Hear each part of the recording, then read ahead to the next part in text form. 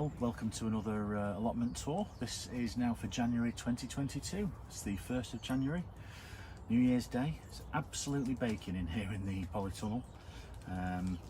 We've had a great Christmas, had some really good time with family and friends. That's been really good fun. New Year's Eve yesterday was also good fun as much as we could. Taking things a little quiet as a result of obviously the ongoing COVID pandemic, but I think that's only to be expected and responsible really. Come down today to have a look at how things are getting on. The onion and garlic are looking absolutely brilliant at the moment. They do need a bit of a weed. Going to plant some potatoes today. Try and see if we can do a bit of an experiment, putting some potatoes in planters in the polytunnel, see if we can keep those going and get an early crop. And we'll take some salad today as well from the winter salad bed. Other than that, things ticking on quite nicely. Also on here we have the carrots, early Nance. Really good germination rate. Got really well. For the first time I've tried putting sand on just to cover them. It actually really helped with the germination rate, but hopefully we'll keep those moist. I think I overseeded quite a bit, so I might have to thin them a little bit, but as that goes, that's worked out really well. Hopefully we'll have some nice early carrots if they can keep warm. It's certainly warm in here in the polytunnel today, even though it is the 1st of January. Oh, and Santa didn't bring me a minimum maximum thermometer, so that might have to be a gift to myself. Here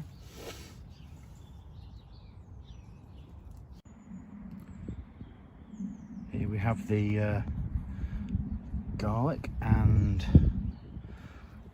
autumn onions. They've come up really well and also not done too bad over winter so far.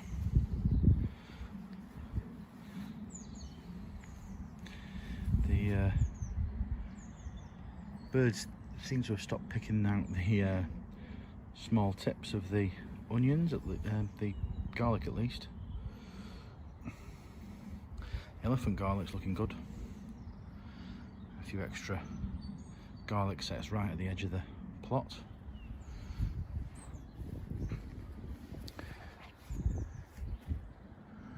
The red onions are just about coming through as well. The variety is Electric. They're just throwing some shoots just through now. They've done really well. A little bit of weeding to do, so try and pick a few of those out today in between the rows, but they've done really well. Sowed a few varieties at home as well as seed. Might try and see if we can get a bit of space on the new plot to put those, but it's a bit of a trial.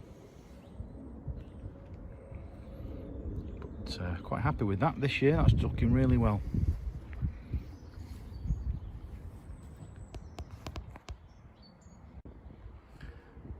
And this is something I didn't expect to see pop up, was the field beans.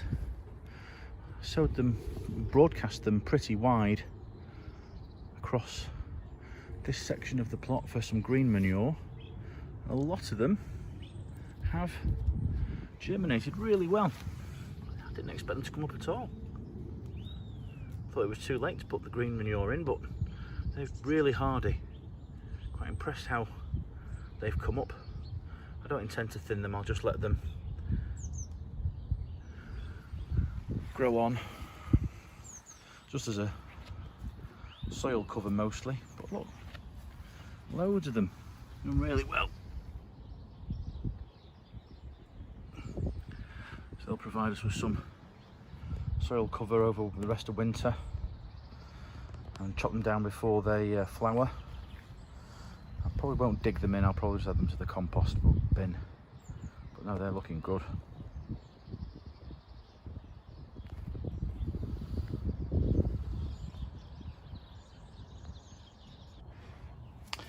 The winter salad bed's not done too bad at all. We've got some nice lamb's lettuce down there. I think that's winter density next to it. Had a couple of radishes. I think the ones next to the lamb's lettuce there immediately, which don't look so great, are the white icicle. That's really not done very well. I think I might take those out. Maybe make some space for some pak choy, which I think maybe a row off there, but we'll see. I really should learn to label these when I'm putting them in. Other than that, we've then got some more lettuces, and then some Mizuna at the end, but they've done really well this year. I'm thinning them as we go along and taking what we need, but it's not masses of produce, but it's done really well over the winter so far, and we'll keep at it. And as we take out some of these, I'm going to put some new seeds in at the house, and we'll have a look at what those are going to be shortly.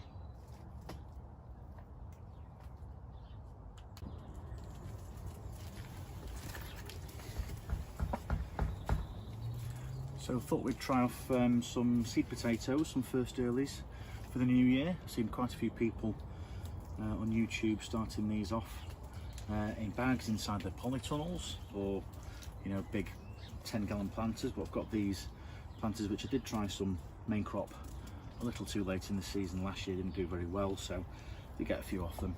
So they're tried and tested for potatoes at least. This is a first early variety. This is Home Guard. There's sort of 3 chits. I chitted them with the main bulk of the purchase that I did for putting out on the plot, so the rest of these are chitting at home. I've chosen the best ones that have got the best eyes on them. These ones have got more, on average 3 per tuber, so I'll plant those in. About 3 inches worth of soil in the bottom of each one of these planters, so get them just placed on the top of the surface of the compost, and then we'll bury them for about another 6 inches or so, just to get them well covered and protected for any further frost that we might have. Keep an eye on them, may give them a sort of fleece covering just to try and give them that extra level of protection if we get any frosts in here. I'd be really interested to see if we can get some potatoes a bit earlier this year through this method. Won't get a load obviously off just 2 planters, but it's worth a bit of a try anyway, so we'll give that a go.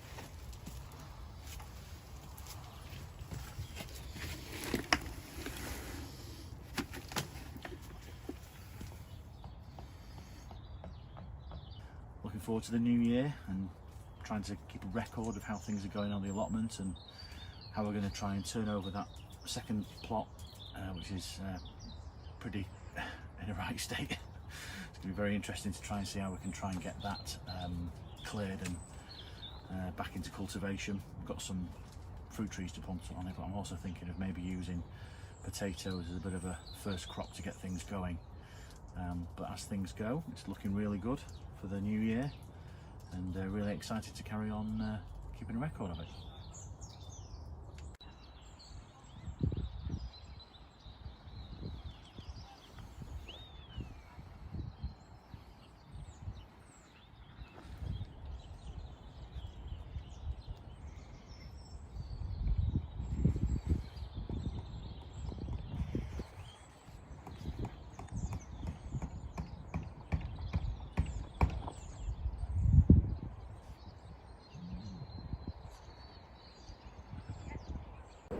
Well, welcome to the plots today. Let's get on there and see what the damage is from the storms that we've had recently. Welcome to the plot tour for beginning of February. Here down today, having a quick check over things after the storms we've had over the last week. Having a check over the stuff inside the polytunnel in the way of winter salads and potatoes. Very blustery, still got the back end of the storm. Still whipping through the allotments. Inside today, it's nice and warm inside the polytunnel. Got some nice heat for the salads here that have been overwintering. Potatoes have survived. One of them's showing itself quite nicely. We've protected those over the last couple of weeks with some fleece, just in case we had some more low temperatures, which we did have. But as you can see from the blowing inside the polytunnel, we've got high winds here. I've had to do a little bit of a repair just at the back here, over that side there, just where the bar meets the edge of the polytunnel sheeting. Just a quick repair with some repair tape, but it's held up remarkably well. It's blowing a gale here at the moment, but it's not doing too bad. We'll have a look at some of the salads now and see how the potatoes are getting on as well. So things are coming along really nicely in the polytunnel with some of the winter salad. I did take the white icicle radishes out and I replaced them with these seedlings of I think pak choy here, which have had a bit of a munch on by some slugs by the look of things. Been taking some of the red globe radish. There's a few there, looking not too bad. Little on the small side, but I'll leave a few to heart up still. Lamb's lettuce looking nice. Took a few of those. Had a few of these, maybe a little winter density or similar. Again, struck by not having labelled these, but I think that's what they are. They're looking really nice, coming on really well. Take a few of those. There's a speckled red variety here, they're looking really good too.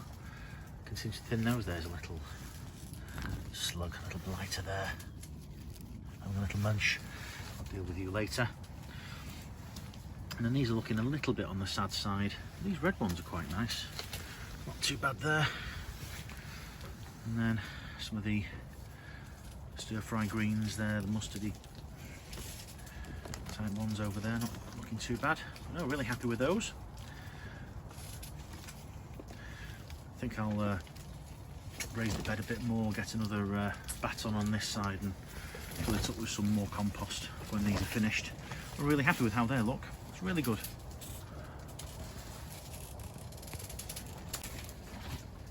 And the carrots are looking quite nice today too. They've all germinated quite nicely. There's quite a few there. I have to thin those out, but give them a go. See how they're going. And that's early nonce, I think. But hopefully they'll give us a bit of a crop. And these are the potatoes which I put in. I think this was the home guard variety. Just put a little bit of fleece over the top of them just to protect them from, we had a few nights very cold last week. Sorry for the wind battering the polytunnel.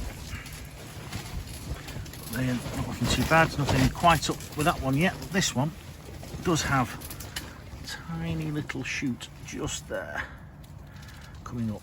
So they've thankfully survived the frost, and they'll be up soon, I hope.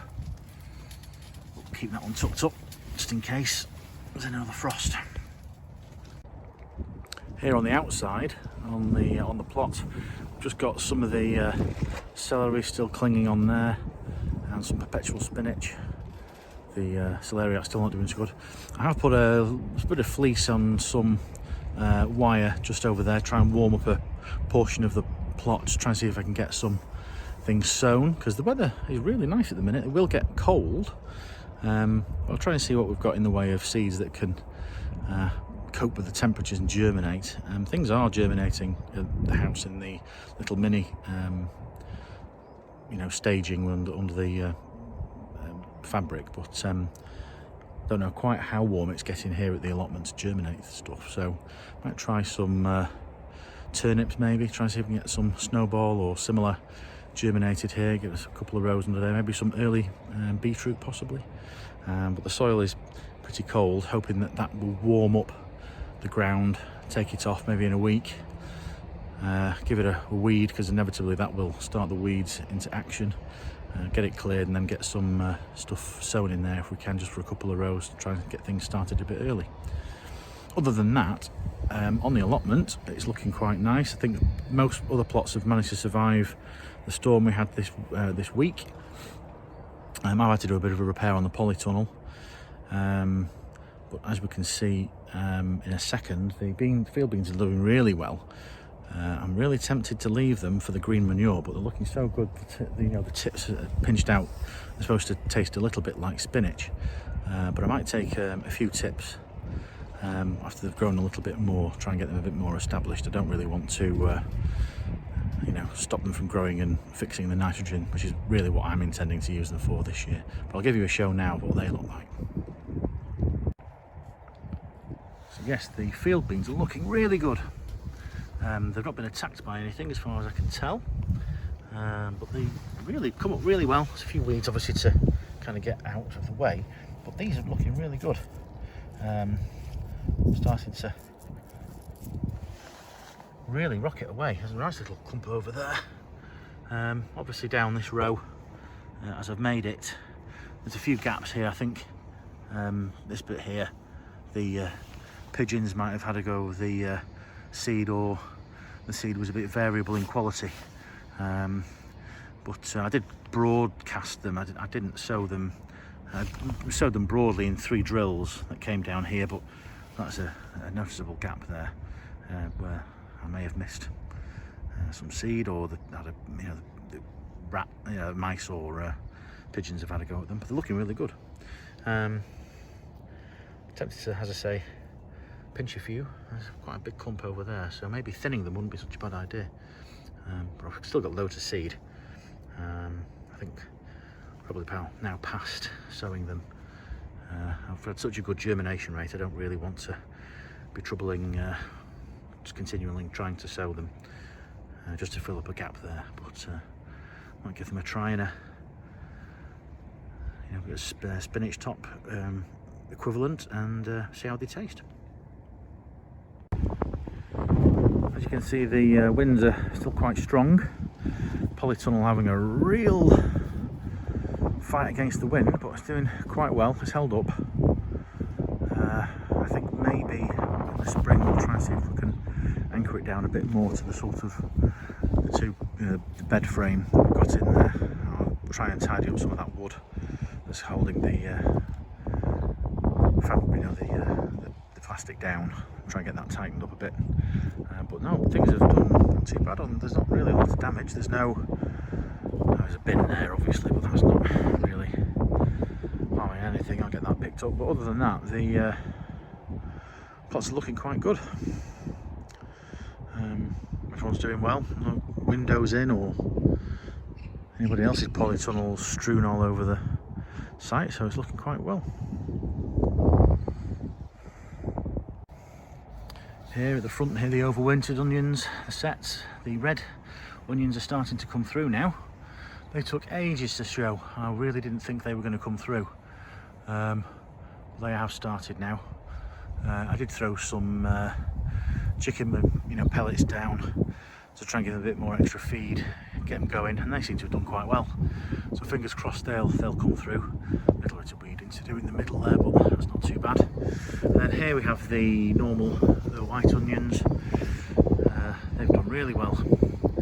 They've survived all over the winter. A bit battered now, hopefully they'll pick up a bit. And the elephant garlic is looking brilliant. I'm really surprised at the elephant garlic here. It's done very, very well. It's done really good. It's done only about 12 or so. Here at the front there's just some extra garlic sets which I put in. But that row of garlic right at the front is looking brilliant. Again, throwing a little bit of chicken pellets on them just to keep them happy. But no, very happy with that. That's looking not too bad at all. For onions, at least here at the front, as I said before in another video, it's good to have something over the winter to sort of look after, rather than just leaving it fallow. But I do like the green manures to try and keep things covered. I did them rather late this year, but that's not looking too bad at all. Here we have the new meeting shed, which has been put up now. Looking really good, really secure for people's meetings. Maybe some training and maybe seed swaps if we can get them, but that's looking good. Obviously a vast improvement on what we did have, which was fallen down and covered in asbestos. But now that's all done and dusted and taken down. We've got the inside panelled out and insulated, and that's the new shed. Here we have the inside, really good solid structure, plenty of room, able to take bookings on Airbnb shortly once we get the kitchen in. Only joking. But no, good, nice space, plenty of space for everybody to have a meeting or an AGM, or put a couple of trestle tables up, do a seed swap, or divvy out any bulk group orders for potatoes, that kind of thing. But it's looking really good. It'll look better when it's insulated and boarded up. We'll get that sorted soon. Got something in the pipeline for that arranged, and some proper flooring. But no, we'll be really happy to have the use of this in a few months' time. That'll be good.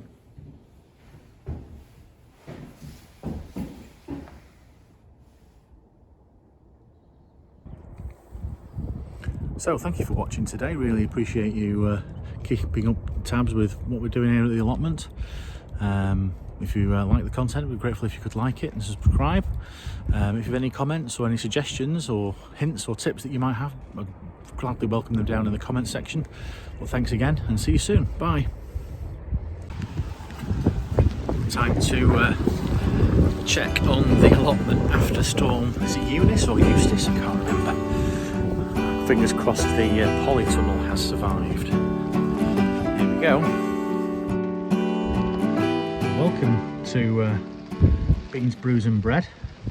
I thought I'd come down to the allotment today just to try and check on things, make sure things weren't too damaged after the storm.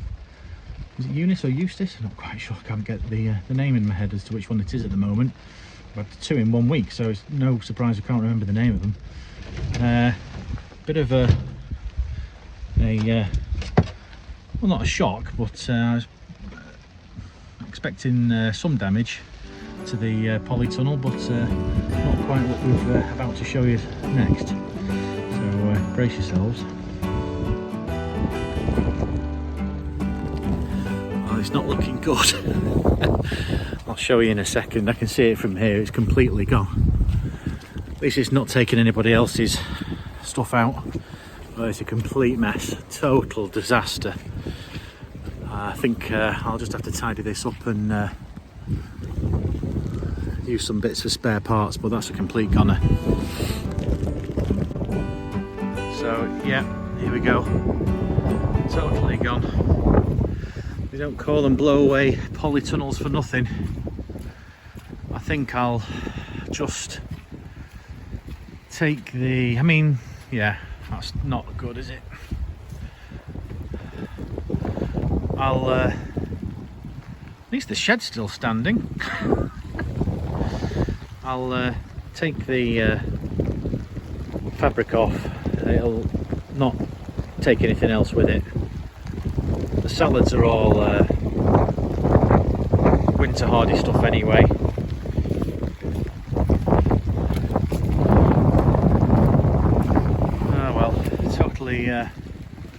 Totally gone. Tidy up time. The plants are okay. Oh, you've got some carrot wet still. Tidy up. Let's see what the damage is. I don't think we'll be filming inside there anytime soon, which is obviously a shame, but only to be expected with these somewhat cheap and cheerful polytunnels. I had hoped that I'd put that one down quite securely, but I think the 2 storms we've had in the space of a week and the weather we've got at the moment, there's just no way that that was going to survive those winds that we had. In fact, even today they're talking about tornado warnings. So unfortunately, chalk that one down to experience and get that one tidied up. I've taken the cover off. As you can see, some stuff's not going to make it.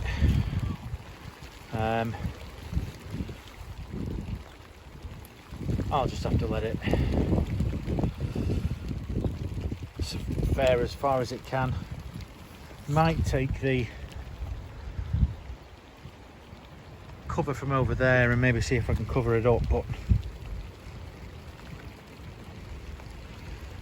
yeah, not brill. Potatoes won't make it, I don't think, without the polytunnel. And I'm not going to buy one just for now to put it up in this weather. I think it's probably something we'll leave till the weather gets better.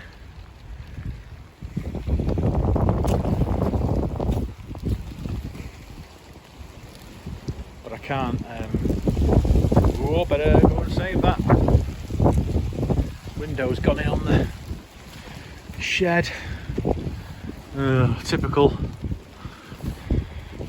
That's gone as well. Oh, roof's gone on the shed as well. Yeah, next door's not looking so good either. Little green blowaway's gone away as well. Yeah, it's a real shame, but it's going to happen. I know that the back holes had sheared off as in the first storm we had. And yeah, you can see here, that's where it's sheared off here. These have been, this is the end that clearly gets the most brunt of the wind. It's just completely torn apart. I suppose on the plus side, it allows me to get at the bed and build them properly, and maybe see if I can actually get something a bit more heavy duty together.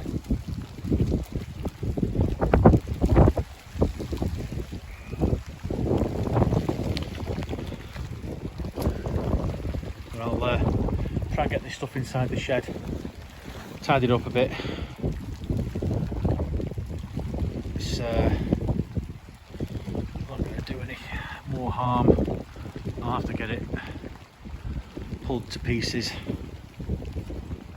and then we can make it safe. But for now it'll be alright, there's no risk of it impaling anybody. But I'll get this tidied up now and see what the potatoes look like. So these are gone now. Maybe I'll just leave them. Those lettuces are alright. Those radishes look good. We'll, I think, keep them in. Tidy these a little bit. Yeah, they're doing fine. Oh, they're great. Leave them. Leave those. Pak choy. Might be alright, might not. Winter density. The stuff at the end is not done so good, so we'll probably clear those. Well, let's see how they fare anyway. There's the carrots. I can't believe on these potatoes the fleece has stayed inside. There's nothing in that one. I've got one shoot coming through there. I think the water's has actually weighed them down. There's some potatoes there, we'll leave them. They might just about survive, we'll see. But yeah, quite the carnage. Oh well. Like I say, they don't call them blow away polytunnels for nothing. Oh dear. Proper clean-up job required. It wouldn't be so bad if it wasn't also twisted, because you could, in theory, if it wasn't all completely mangled, you could actually get some new polytunnel fabric. I don't think there's anything that's salvageable in it at all. Never mind. Very jealous of next doors. This has come through okay. Now mine's a complete write-off. Never mind, eh? You see how much rain we've had, it's just not going in the ground at all. Ah, it's just pooling. Eggshell box. There's the field beans. They're looking great. At least they've cheered me up. They're looking good. I've got a few at the back of the house I can use to fill in that gap there. Do you see what they taste like? Everyone says they taste like spinach.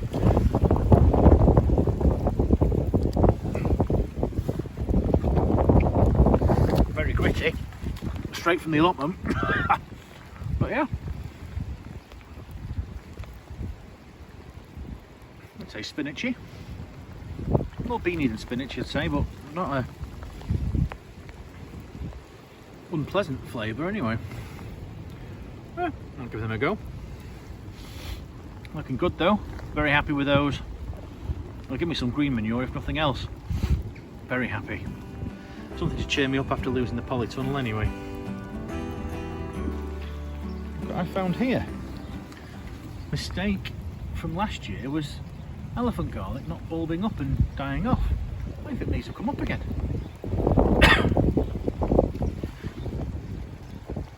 Certainly didn't plant any here this time, this autumn, so that's unexpected. Might leave those, see how they develop. They're not looking too bad at all. Very happy.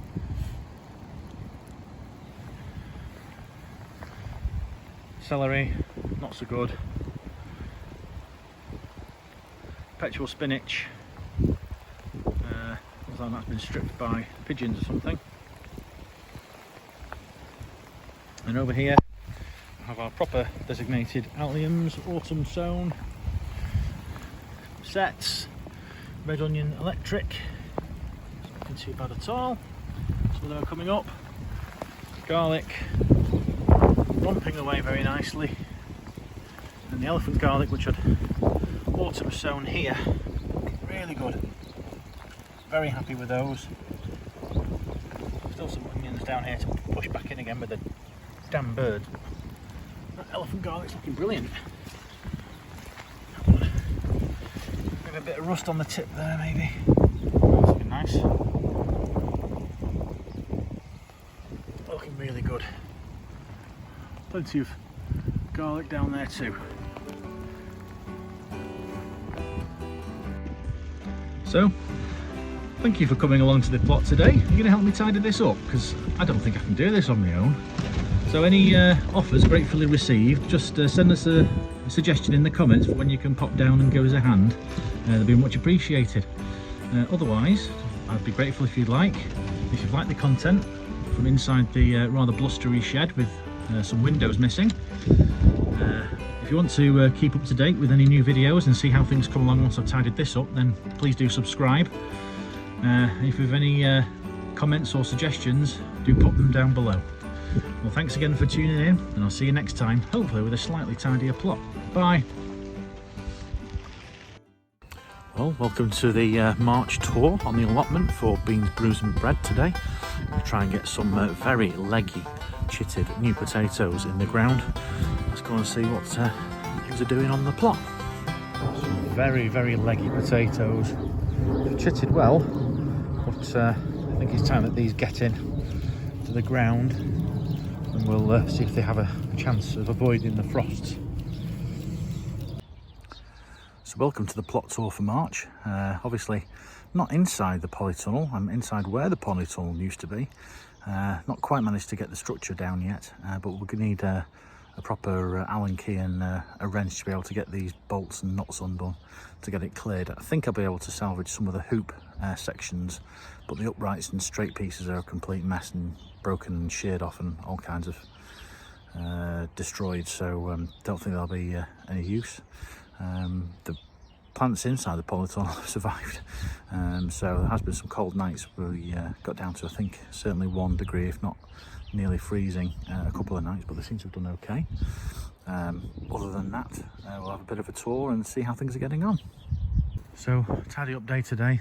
Assess some of the damage on the polytunnel. The hoops section don't seem too bad, so we'll probably be able to repurpose those. I think all the uprights are completely twisted, so we'll hopefully be able to repurpose the hoops, maybe to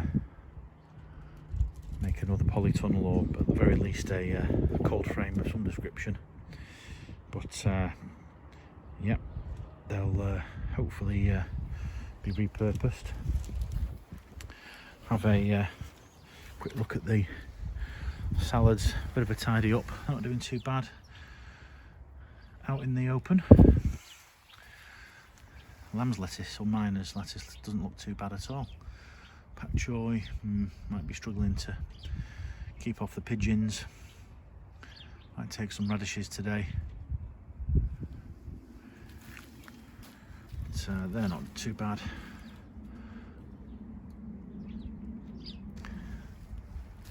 These look quite nice. Give these a bit of a chance. Don't think I'll clear the bed out. The carrots are doing well. A couple of weeds there, maybe. I'll get that out in a minute. They're not doing too bad. And the potatoes have actually survived. See here, not doing bad at all. They've survived in there, and they've come up nicely. Get them covered over again, and here only just started to maybe force the way through. They're doing really well. They've survived. Now we have the field beans, they're coming on cracking. The ones at the house have been had by mice or something, so that gap there is just going to get left, unfortunately. But they're doing brilliant. Lovely, really nice stocky little plants. Really nice. So we'll let those go. I think we'll probably just keep those as green manure. I've tried a few tips, and they, possibly because of my soil, they're not in, you know, a cold frame or anything. They are very, very gritty, and they're really more of a sort of bean flavour than spinach for me. But I'd rather try and eat spinach. But I can understand why people would have these as a overwintered green. Quite nice though. Should give us some nice green manure to dig back in. They're looking really good. Here's the red onion electric bed. I'm going to give those a weed now. As you can see, they've come up nicely. Yeah, quite a bit of competition from the weeds, unfortunately, but we'll give them a nice weed now.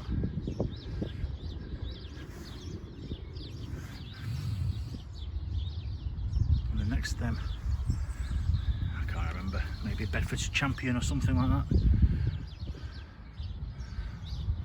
Doing really well. The white onions I'm really surprised at. Never seen them this good after winter. And the garlic down there, she's looking really good. A lot less weedy than the onions. Really impressed with them. And then the real star of the show is the garlic. Look how good they are. See what variety we've got, shall we? We've got Germidor. So there's a double garlic there. But now the weather's getting a bit better, the weeds are going to really rock it off, so you do need a good weed. And then the elephant garlic, look how good they are. The slightly milder weather's really helped them come along nicely. There's a small row of Germidor there at the front. Might use those for green garlic.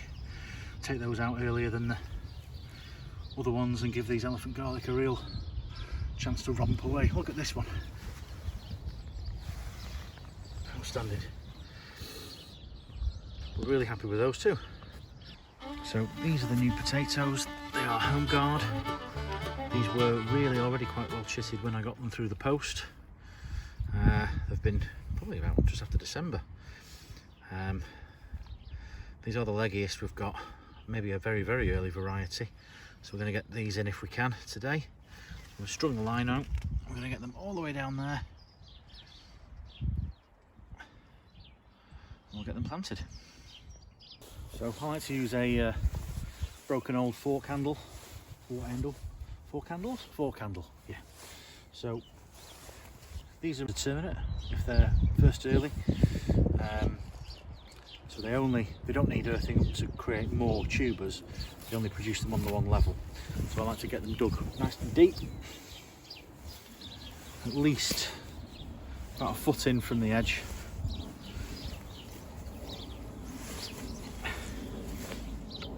And I like to measure them more or less by the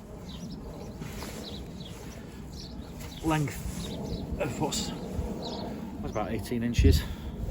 So we'll try and get about 18 inches between each tuber. Just makes really quick work of it. Get them planted quite deep because these have got very long shoots on them, shoots. So I want to give them the best possible chance of avoiding any late frosts. All's done. On these, tend to take off any smaller chits, get them taken off. We'll see how that's really deep.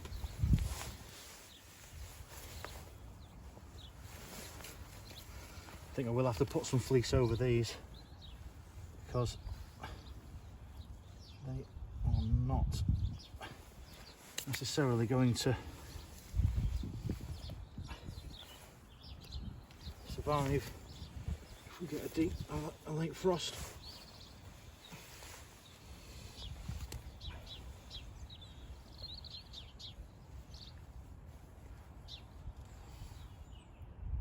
I've never had them with shoots this long after chitting them, but we'll go for just one chit if we can per tuber.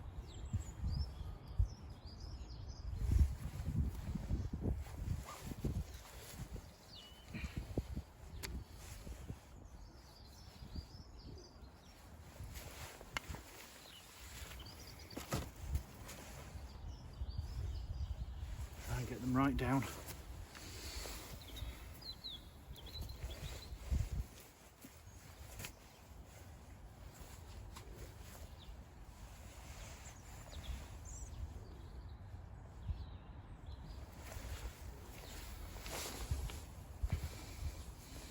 And look, practically growing in the cellar.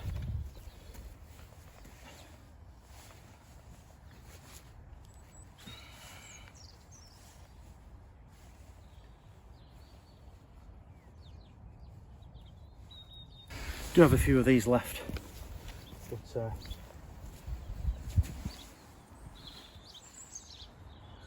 the shoots are much smaller than these.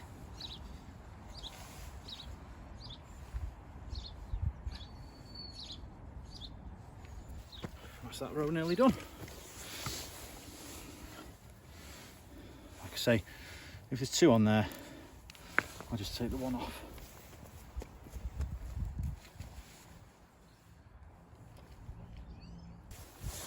There's a first row of potatoes in for this year.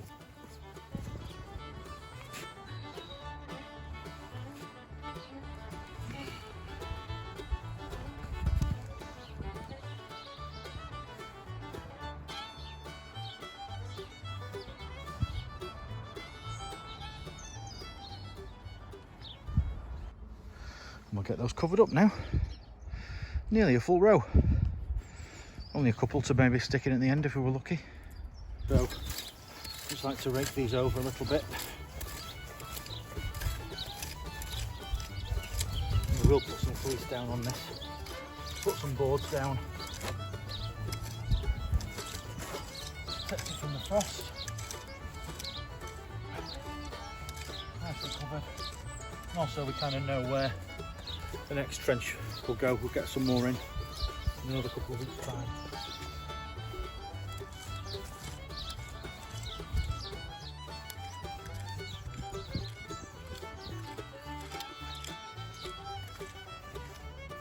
So much easier than digging trenches.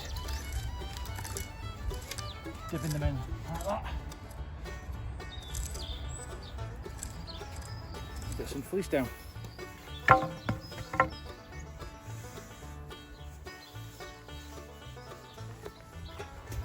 It's rolled out.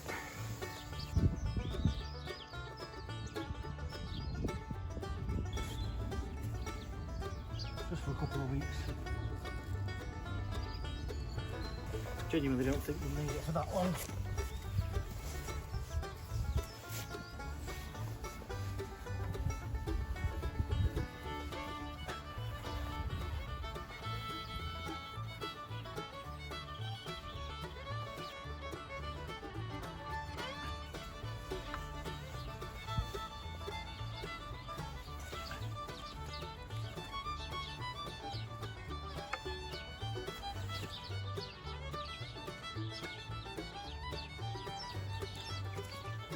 All done.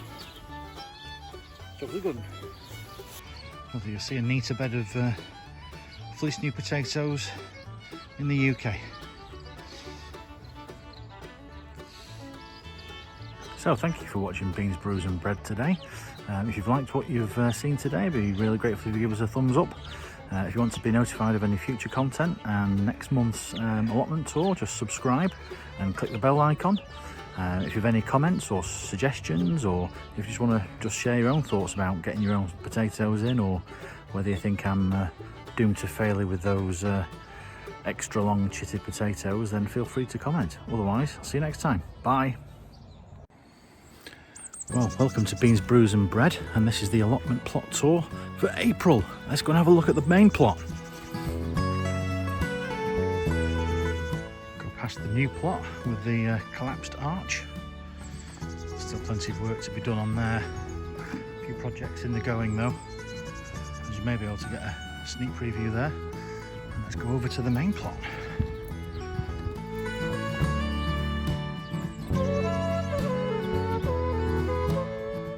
Spring has finally sprung. Welcome to Beans, Brews and Bread today. We're going to have a look on the plot today on our April tour. We had a bit of a cold snap last week, quite a bit of cold weather for a few days, sustained temperatures definitely in the 0 if not -1. A couple of things have been knocked back, not badly, but they've certainly had a bit of a check in their growth. We'll have a look at those next. We'll go through the allotment and see what we've got going. Here in the overwintered beds, looks like the birds have been having a field day with the Mizuna. So it's starting to go to seed now anyway, so I think we'll get that out. This endive, I think, is what it is here. This endive, not done very well. Really a bit close perhaps. Needed a bit of a weed.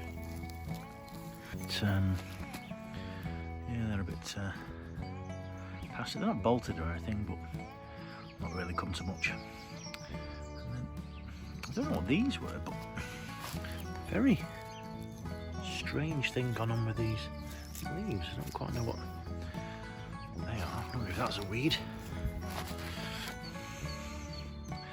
At least this speckled lettuce has done really well, nicely. Feather there. Oh, I think we'll leave these. Did a few more. Looking very nice.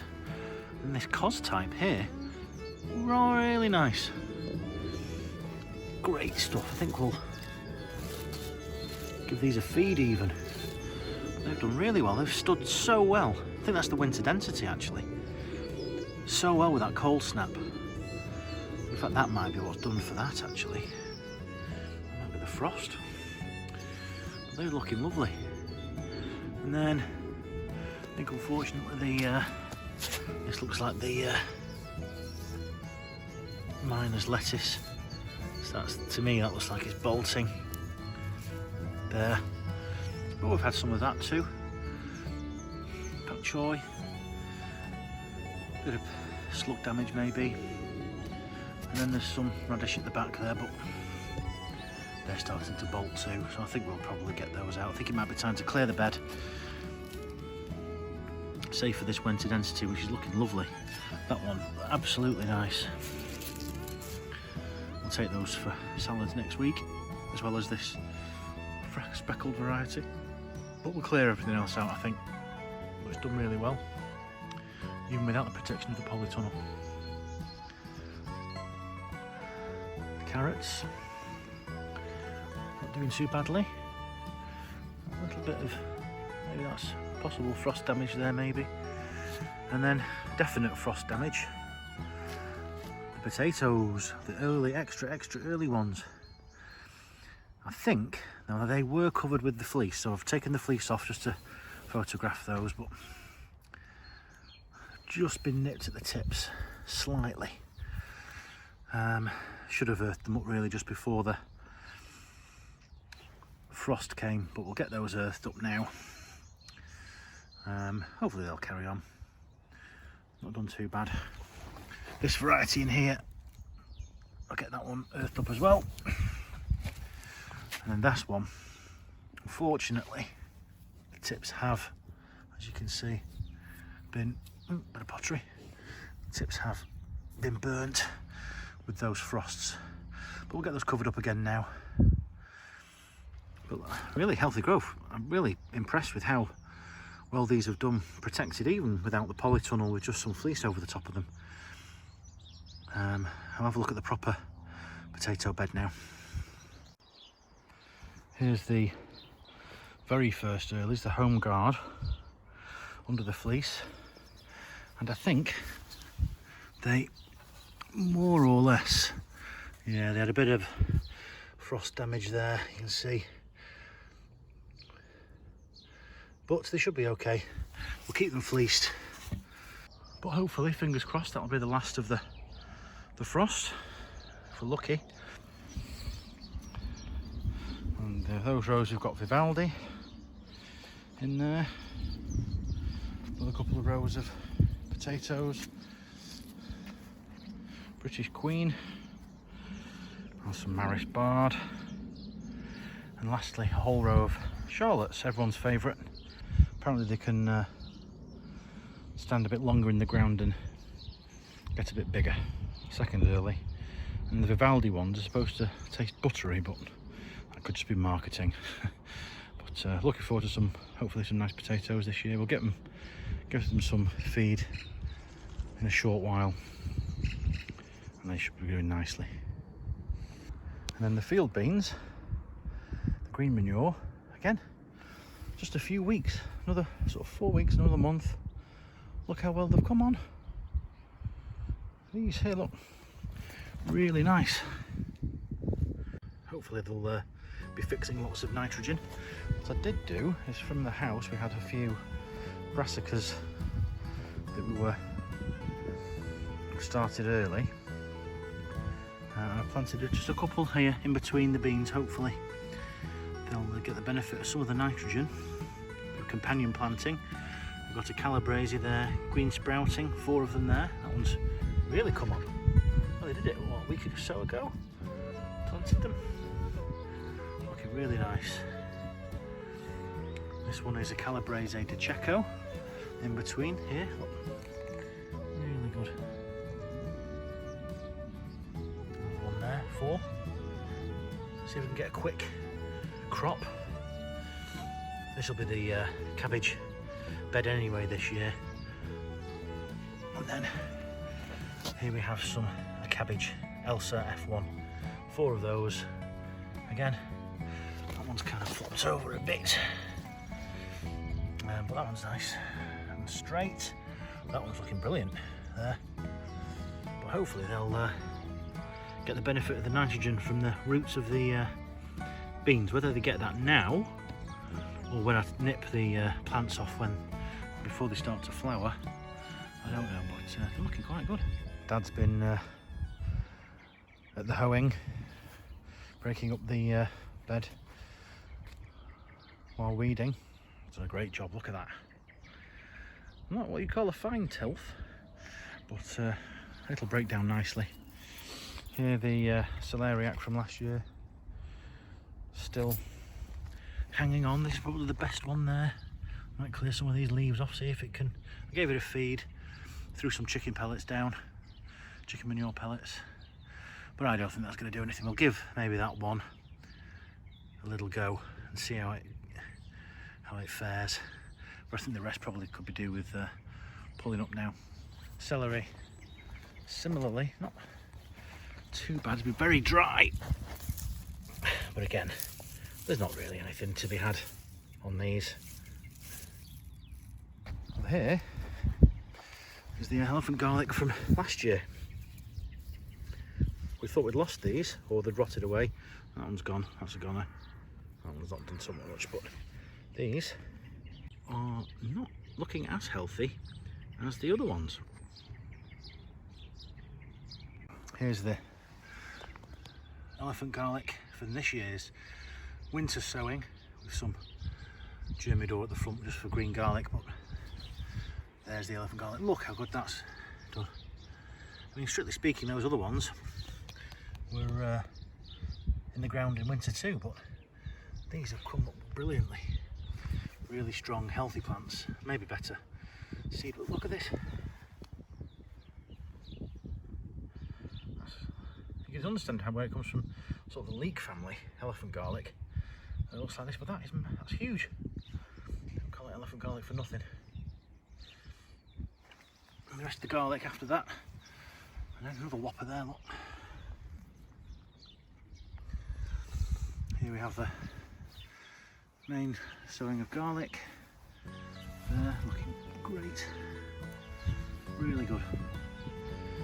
And then we've got the onions there.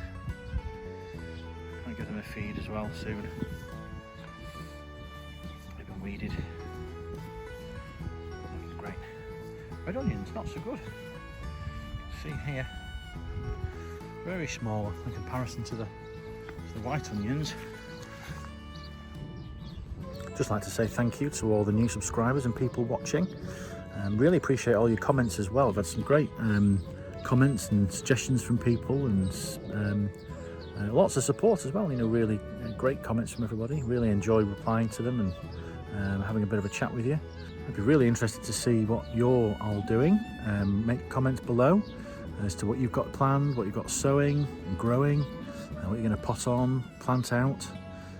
What your expectations are for this year, whether you've had anything checked or knocked back from that cold spell we had, whether you've got any worries about what you think might have been stalled in its growth, or whether you think it'll make a resounding recovery and rocket onwards. Well, that's the plot tour for April at Beans, Brews and Bread. If you like the content, I'd be really grateful if you could give it a thumbs up and a share. If you have any comments or suggestions, as ever, just give it a type in the box below and submit it. If you're new to the channel and you've not subscribed, we're grateful if you could give it a subscribe. And thanks for coming along today, and we'll see you next time. Bye. Welcome to Beans, Brews and Bread's May allotment plot tour. The fleece is away, the gillet's out, bare arms, spring has sprung, it's warm today. Let's go and see what's going on the allotment. Let's get some new seedlings planted.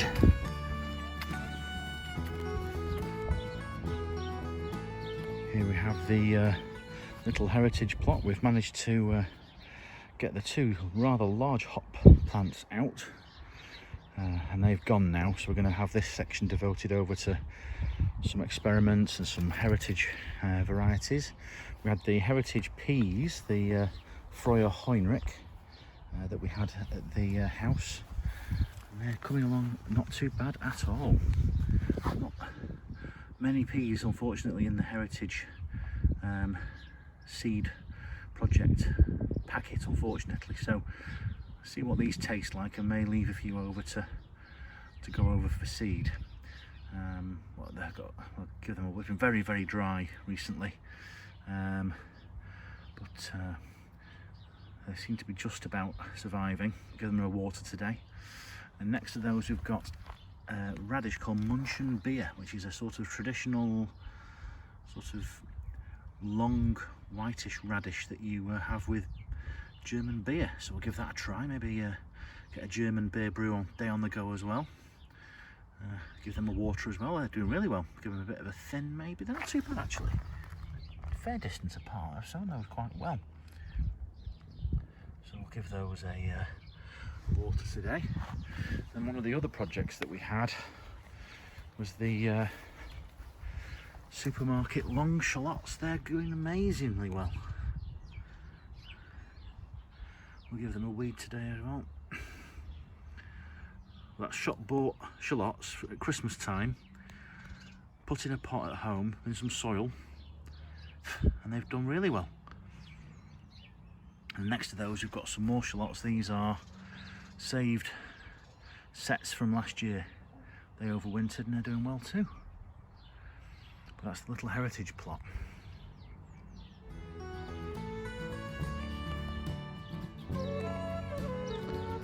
These are the new potatoes, although I thought we did have some cold temperatures last week. It was threat of it getting down to -2 at some points, but I had earthed the first row up, excuse the shadow, had earthed the first row up.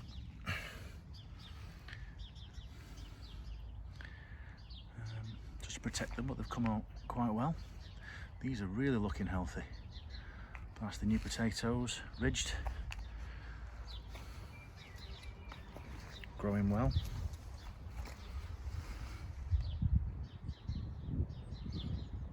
Should get a really good crop this year, hopefully, fingers crossed. Now, next to those we've got the field beans interplanted between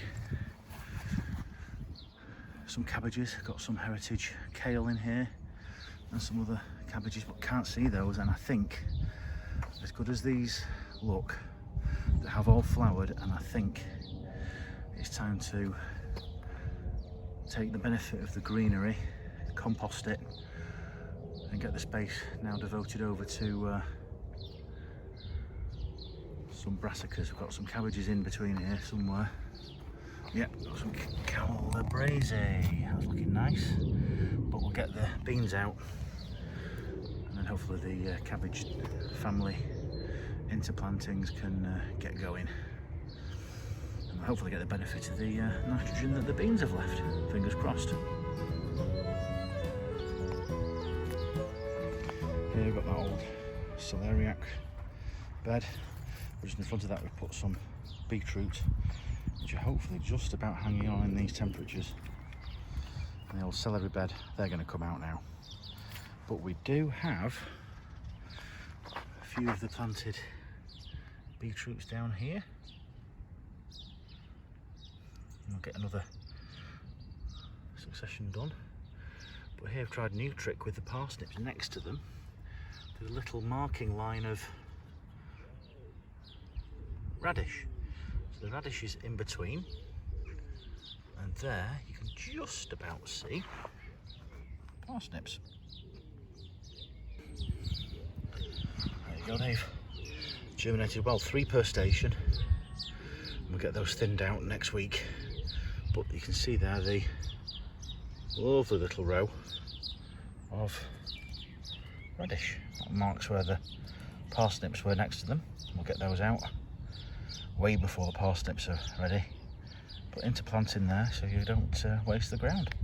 But there you go, there's some parsnips there. Also got the peas in. Nice row of peas here, just starting. It's very hot today, but try and give everything a water. And then over here we have the broad beans. Got those in. Those are plants raised at home. Grandad's done those. Well, not my granddad, but my dad. Done those at his house. And we put a few more rows of seed in between. We don't tend to do overwintered broad beans, but we think we might next year, because we've really been impressed with the overwintered onion and garlic sets. And we think if we choose a hardy variety for broad beans, we'll get a nice early crop next year, as well as some spring sown seed as well. But we're really impressed with the overwintered crops we've done this year, and that's, we think, made a difference to the looking after the ground. But we'll have a later spring crop of broad beans in this patch, hopefully.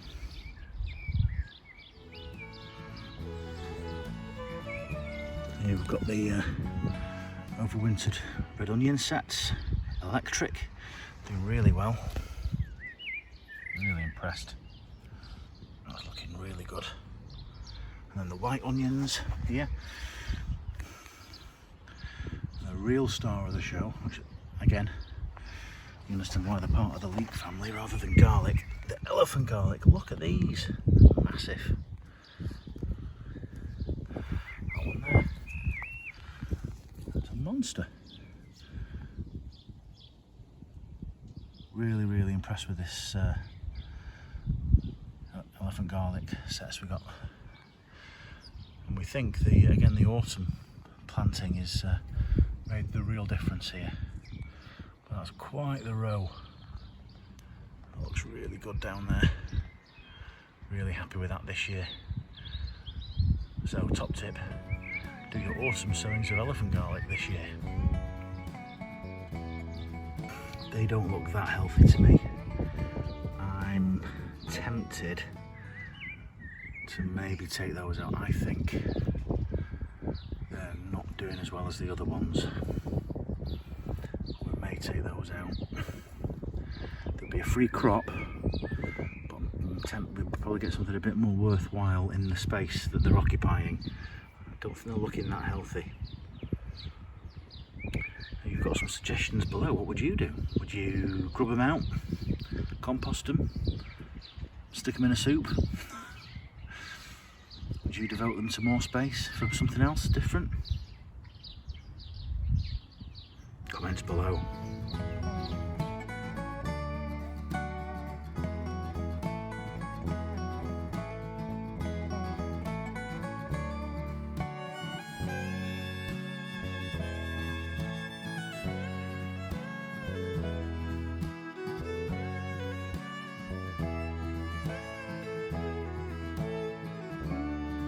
The old polytunnel space, which we're going to get cleared out today.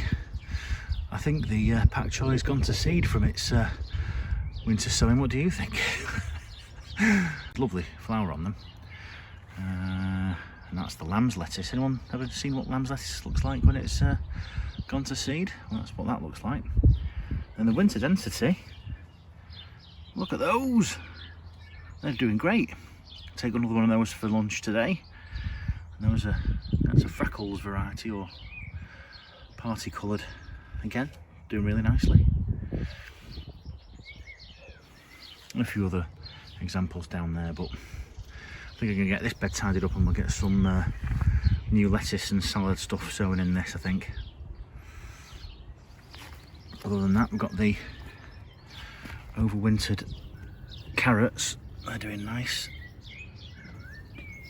Very thickly sown, but we'll start thinning those. The overwintered potatoes in sacks. do really well. Give them a water today too. It's been so dry. It's a struggle between spending the time watering with what we've already got in the ground and what we're trying to get in it. Those are some new potato varieties. They've overwintered really well, come up nicely.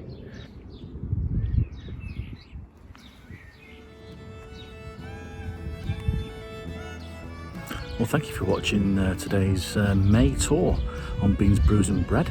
If you've liked what you've seen, then I'd be grateful if you give it a thumbs up. If you've got any comments or suggestions, then please write those down below.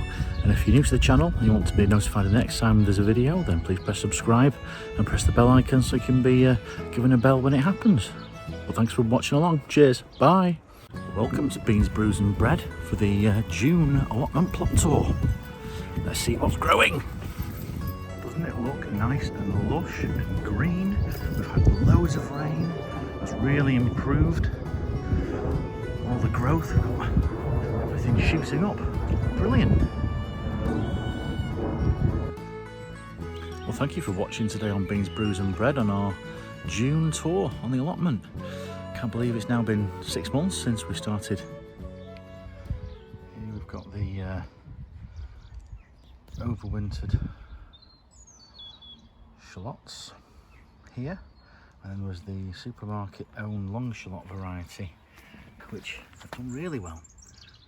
Fortunately, they are going to seed, so we'll maybe nip the tops off those, see what we get. They are splitting up into sort of 3 bulbs at the base, so they're looking quite nice. These ones that were stored over winter and then planted in spring are doing much better. They've not gone to seed, so I think we'll probably get a better yield out of these. We also had a sowing of Scorzonera here, or well, I think it's white salsify, so maybe give those a thin and a weed. Well, they've all come up quite nicely. Very impressed with the shallots from saved sets from last year. They're doing really well. And here we have the little heritage plot. We've got the Freuer Heinrich peas here, which are just about coming into flower now. Not looking bad. And next to those we've got the Munchen beer radishes. Have a look, see. They've come through yet? Difficult to see. Can't see any that look to be of a big enough size yet, but we'll let those carry on. Next to those I've planted out some Avon early beetroot. We'll let these probably go to seed so we can get some heritage seed for next year. Maybe 1 or 2, but we've got 9 plants there, so maybe take 3, leave 6 to germinate and set seed. And next to those we've got a heritage lettuce variety called Northern Queen. Hopefully they won't go to bolt too soon, but we'll let those heart up and see what they like. The new potatoes are coming on well. Strangely, these ones here, which were the first row I planted and then covered in fleece, are looking a little bit set back compared to the next row. See, these first 6 plants on this row, Maris Bard, same as that first row, but perhaps they didn't get that first shock of frost that we got. They look a better plant than that row. We've not had any rain really to speak of this spring, so hopefully we've had some last night, more into this weekend, so hopefully they'll continue to swell the tubers underground. They're looking pretty good. Hopefully we'll get a good crop out of these. Can't wait.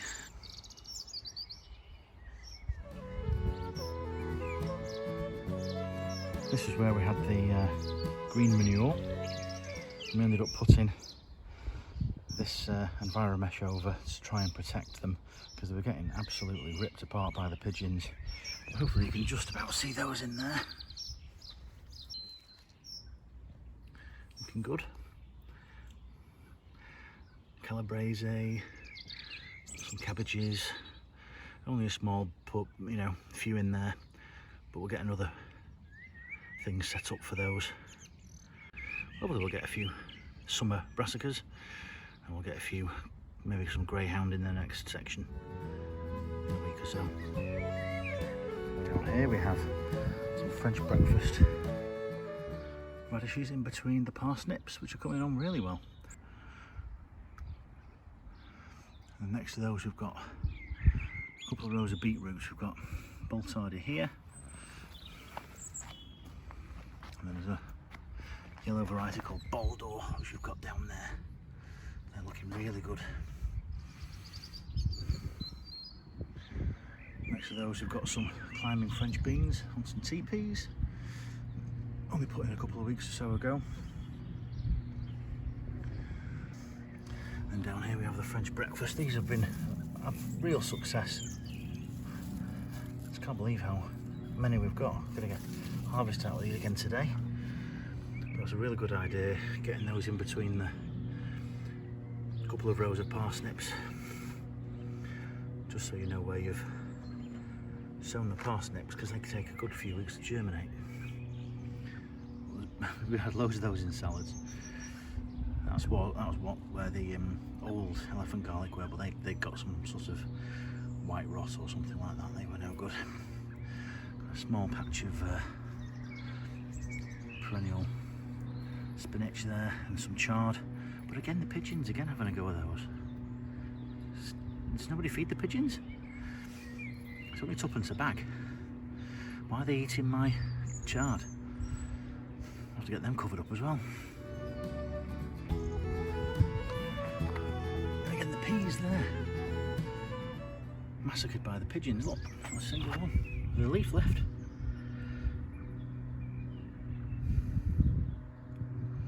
Scandalous. Down here we've got a small row of turnips. There's a snowball, but you can just about see those. They're coming up nicely. Yep, a few in there. Less down this end actually. This side's more, definitely grown better down this side. There's a nice one. Happy with those.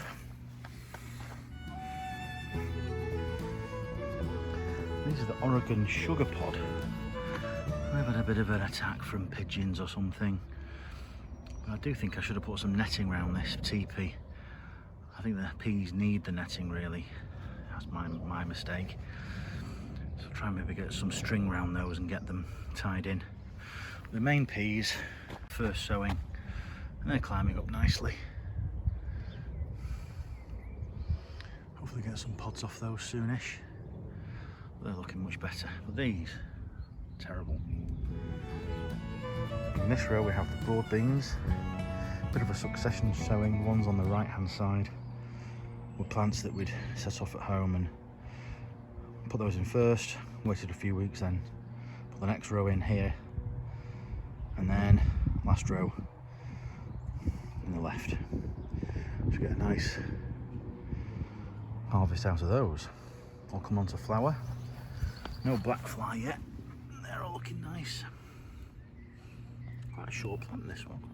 Quite a variety this one is, but I'll double check our planting records. Hopefully we'll start setting some pods soon. That's a nice row. Red onions doing well. Not too many gone to seed. Not a bad size. Some bigger than others. But they're looking good. Nice row of red onions there. Autumn sown sets, overwintered. Not very many gone to throwing up seed bulbs yet on the red. A couple on the whites. A few are going to seed. One there, but hopefully, fingers crossed, I won't get many go to seed. I know Steve's Seaside Allotment this morning was showing his onions going to seed almost entirely, Mine haven't, thankfully. Fingers crossed, those ones over there look okay. Should be a nice size for storing. We'll nip those flower heads off now. Make sure we try and remember to eat those ones first, not store them. Happy with that so far. And then the elephant garlic, they've gone to seed. But apparently sent a question to Steve at Steve's Seaside Allotment this morning, and he said to leave these. They're great flower heads, so leave those to attract the bees. Don't know if that affects the bulbing or anything, but big plants. So this one's massive. Look at the head on that. And that one's just about to open. No, good sized plants. And we've got the rest of the garlic grow. I've been having some of this with green garlic. Really like that green garlic. Made it into a pesto one day. Put it in a soup as well. Really nice. They're a bit white, yellow sort of leaves. It's not like rust per se. It's not spottily red spots that you normally expect for rust. So I don't know what that is, but some of them will hopefully get a nice size for storing. But I think we've gone past the green garlic stage really. As you can see, the stems or shanks are going a bit yellow. So I think we've mostly gone past the green garlic stage now. But no, very happy with the garlic patch. And hopefully we'll get a good crop for storing.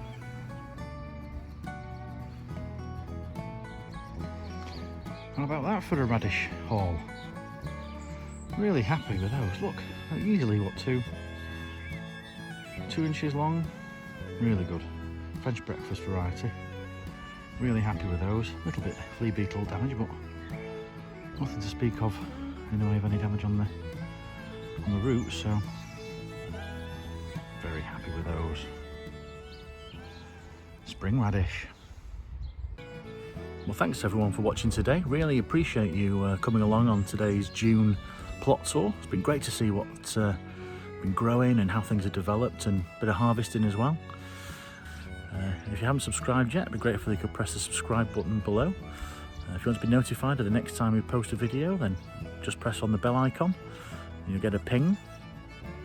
If you've got any comments or suggestions, or tell us how things are going on your plot in terms of what you've got growing, just post in the comments below. And thanks for everyone watching, and we'll see you next time. Bye! Welcome to Beans, Booze and Bread for our July plot and plot tour. Let's have a look!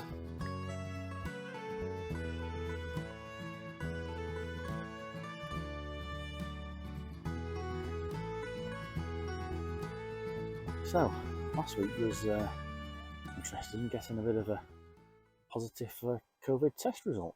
So this week's been pretty rubbish. Try to avoid going to the allotment. It's very quiet here on Sunday, no one else here. Sanitised down the lock and everything after coming on and going off again. Try and get a tour video done for this month.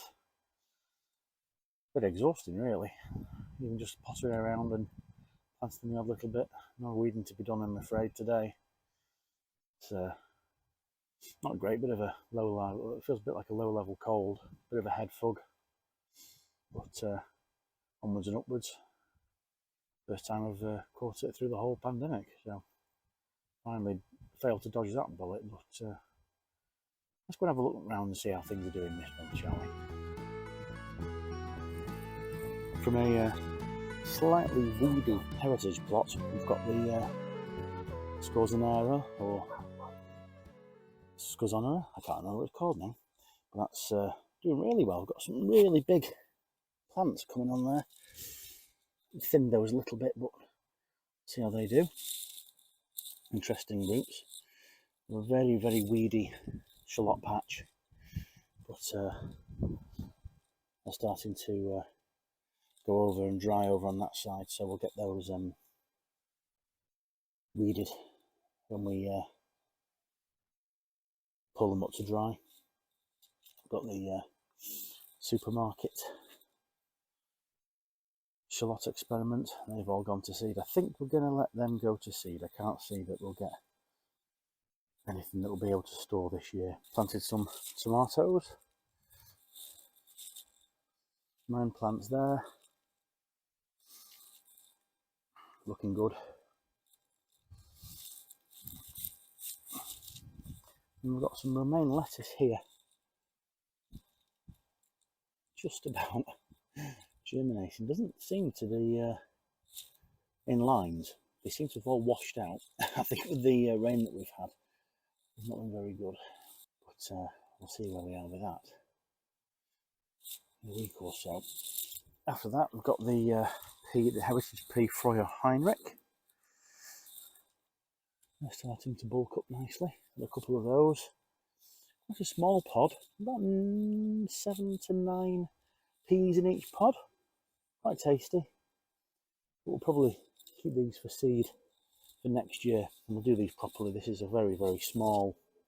Those will grow up to about 1.5 metres, 2 metres in height, so seed saved. After that, we've got the beetroot first. The Avon Early's really not done much at all. Not massively impressed with those. I don't think we'll even get anything to get to seed. The Northern Queen lettuce, on the other hand, absolutely brilliant. Take a couple of those for this week today. They're really good. Very happy with those. Been harvesting the first early potatoes. Obviously we had last month's harvest video. Left a few in the ground. Hopefully they can stay a bit longer. As I'm harvesting and clearing them, we're putting a row of leeks in, and in between the rows of leeks we've got just sowed some carrots, some autumn king too, and we'll keep those going after the rest of this month. Keep sowing those and planting those leeks as we go along. But yeah, potatoes have done well. Got the cabbages at the house, which we'll be putting in this bed here, because that'll weed, get rid of some of those weeds. The cabbages and the like, not so good, mostly blowing and going to seed, so I think we'll clear this half of this one out. There's 4 cabbages down there, which are not doing too bad. The French beans, on the other hand, are doing very well. 3 big grams of those, and they're coming on great. Beetroot, still doing okay.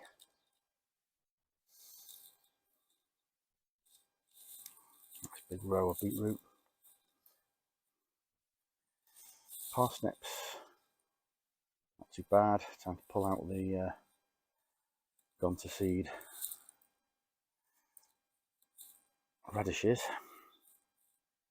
Yeah, the beetroot doing really well. Some nice varieties here.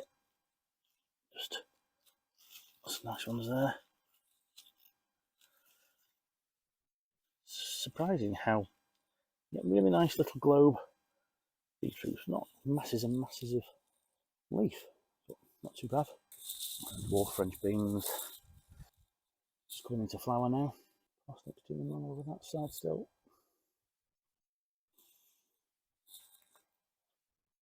Chard, doing really well. I think they're a bit close, but not too bad. Sweet corn, not quite knee high by the 4th of July, but not doing bad. Nice foliage, doing really well. Look at them.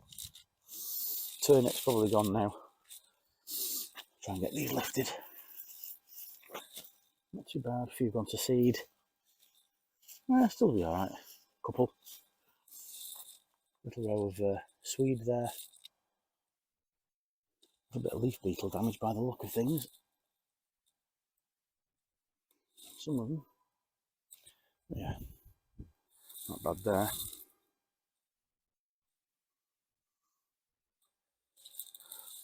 Oregon sugar pod practically finished now. Had a few of those, but wouldn't seem to climb.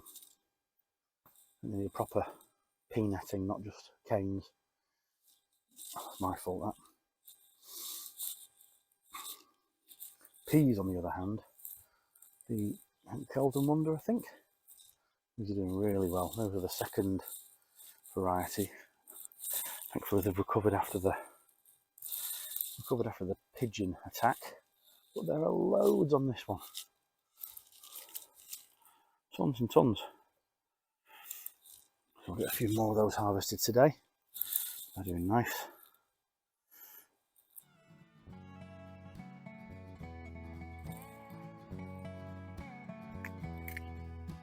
There we go. Not bad. Not bad at all. Is that pea moss? I don't know. Lava. Fuzzy stuff? Possibly. Maybe not. Doesn't seem to have been any in there. Looking nice.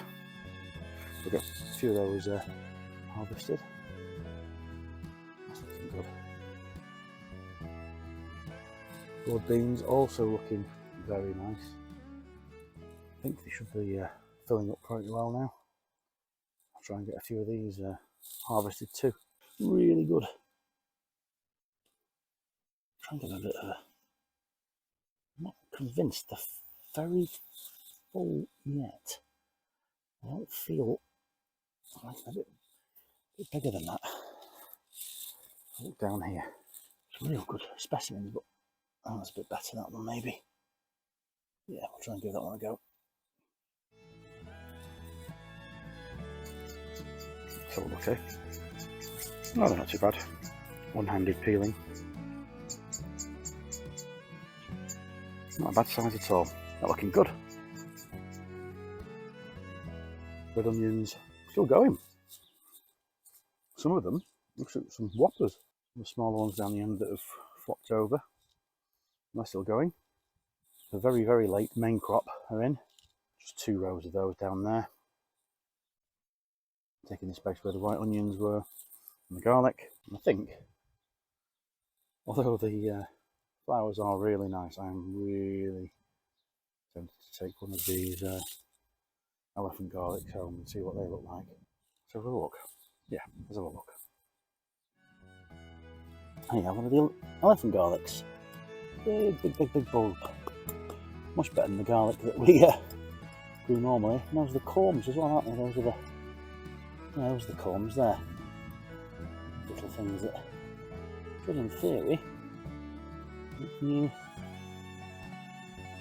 see those? Little elephant garlic next year. So we'll save those. Success. Finally, just before we call it a day with it starting to rain, I think I'm done with purpose-built compost bins, you know. I'm just thinking that if you put them in a designated area, I think you're losing a bit of fertility to just leaching down into the ground with nothing benefiting, I think. There's something to be said for moving it and spreading it per row.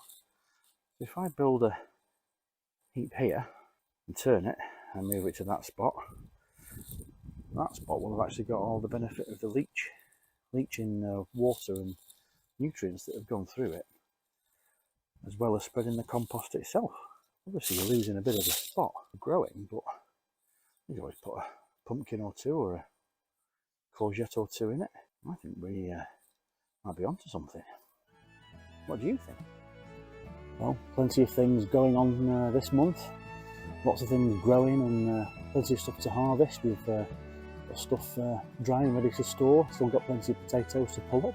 If you've liked what you've seen today, then I'd be really grateful if you give it a thumbs up.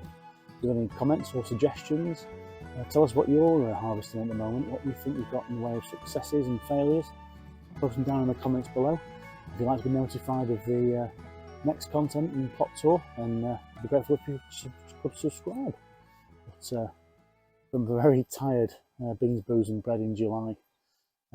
Thanks very much for watching, and we'll see you next time. Bye.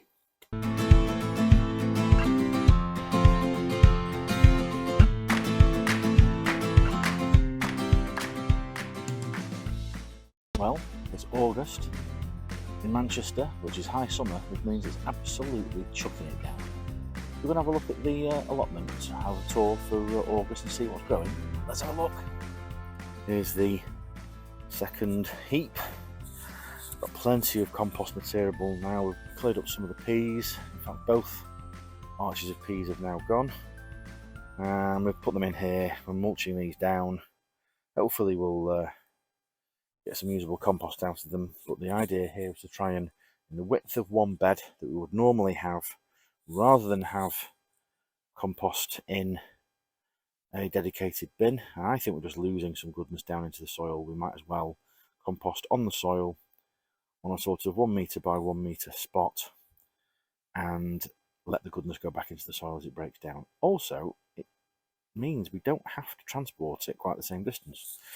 So rather than it being in the back of the plot, we don't have to put it on, turn it over, and then ultimately distribute it. The idea is that once this gets to a decent height and has broken down, we'll spread it over the bed in this direction, get it spread down there, and then start on the next 1 metre square in that corner. And then again, drag it down. So you will probably always have a slightly higher area of fertility at this end of the bed. The only other alternative, I suppose, would be to move it sequentially, so turn it and tip it next to itself and go down. And that might work. We'll give that a go. Maybe. But yeah, there's the new compost bin bed idea. So this would be the normal place we would do the composting.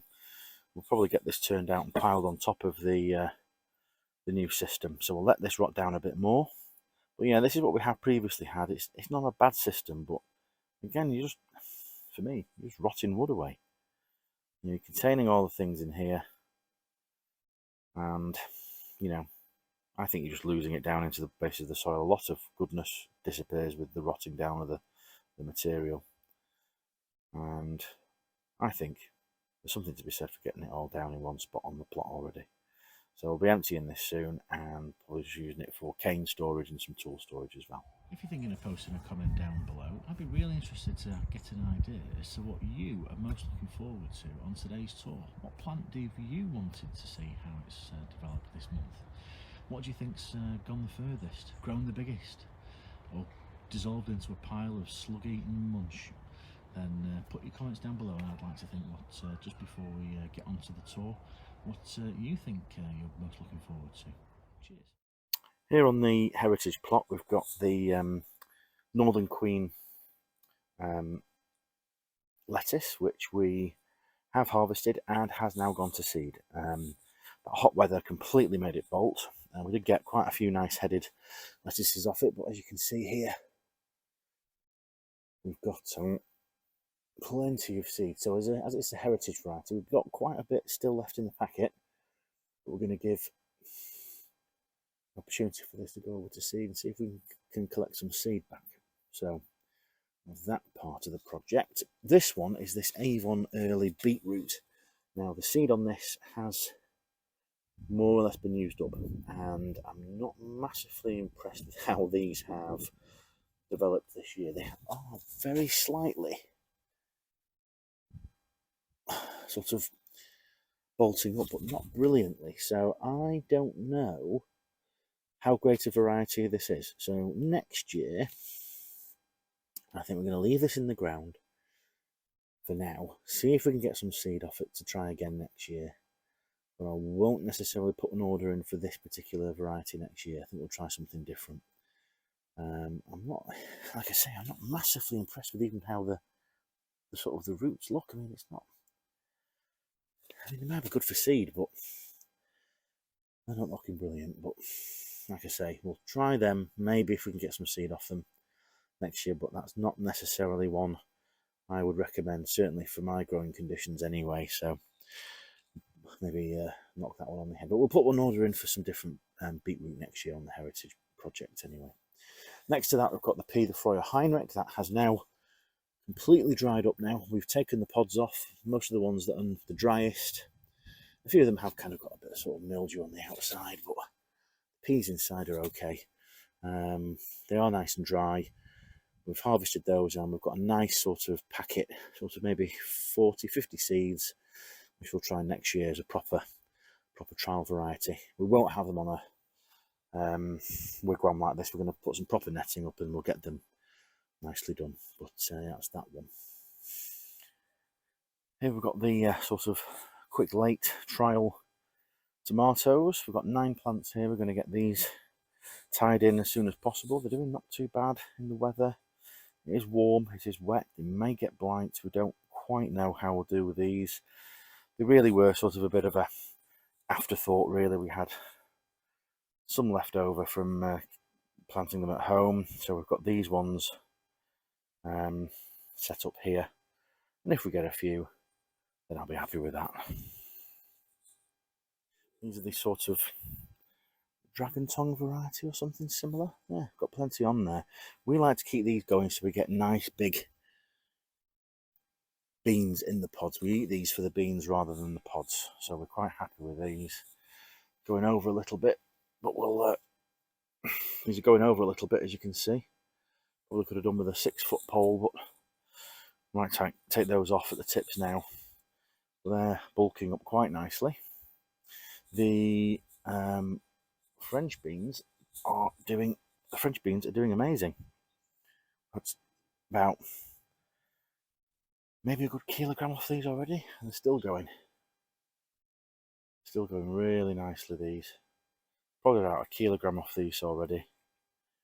Loads and loads of nice, really tender beans off these. And again, this one needs a good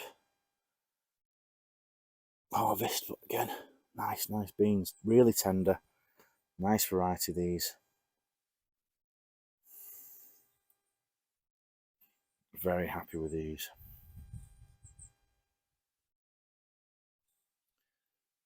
Now time for beetroot. Now beetroot we do really well here. This ground is perfect for beetroot. I don't know why. We just seem to, if we could just live off beetroots, if you could make them into an all-round vegetable, potatoes, chips, mashing, you name it, we'd be able to live off these. But that one has gone to seed. We might leave that one to seed actually, just to get some good variety next year. But no, we have really good seed, really good beetroot here.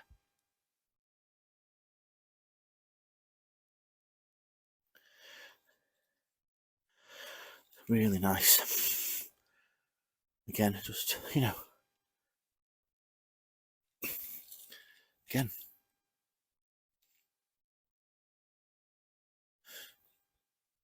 it's really good. We've been taking them as we've been going along, reaching a good size. Really nice, smooth skin. Just great variety, this.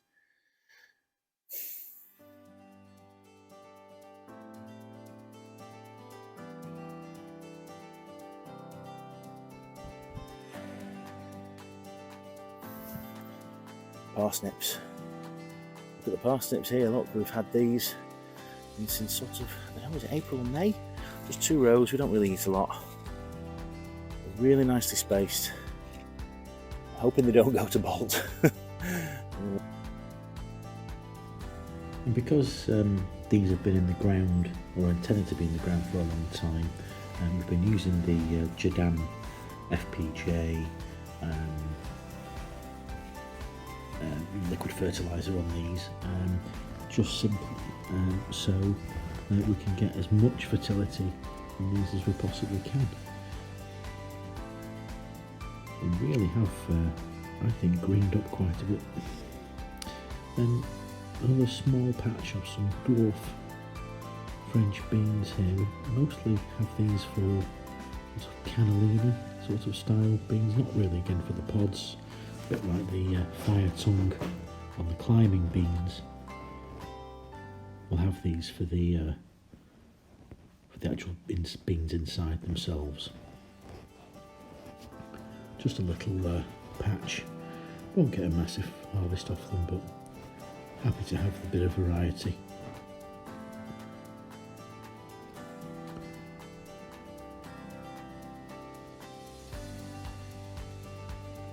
And these ones, bit of variable germination, some big beans, some small. Really productive patch of perpetual spinach. Really happy with how you get so much with just so little space. Using these for curries and in place of spinach where we need to. Bit of leaf damage here and there, but very happy. Very productive. Small patch will keep going all year. Not as finicky as spinach.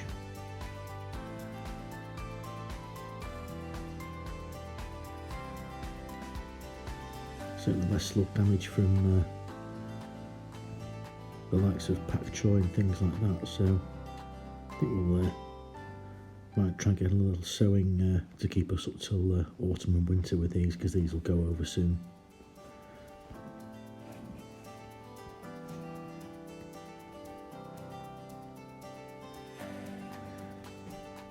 And here's the sweet corn. Very happy with this. This is the best we've ever had in terms of bulk, in terms of greenery. At this stage anyway. Tassels on the this one here, but noticing we've not got much in the way of any silks. Certainly can't see much. This could actually be a male plant possibly. But really happy with how much bulk we've got in these. But happy with what we've got. Hopefully we'll get some cobs. May hopefully have not put them in too late in the season. If we don't, then we'll get some good greenery for the compost bin if nothing else. But very happy with how things have bumped up with the FPJ. And here we have the first courgettes. So pleased to see these germinate. I've had a really poor germination rate for the Kirky bits this year. Got this one yellow variety and then this Genovese green variety here. But that's all we've got in terms of Kirky bits this year. We lost all the pumpkins, and there's a little rotten one there. We've lost one. How unfair is that? There's a few left. But yeah, we got very poor germination this year. So this is all we've got in the way of Kirky bits, I'm afraid. Onwards and upwards. We'll get some yellow ones if nothing else.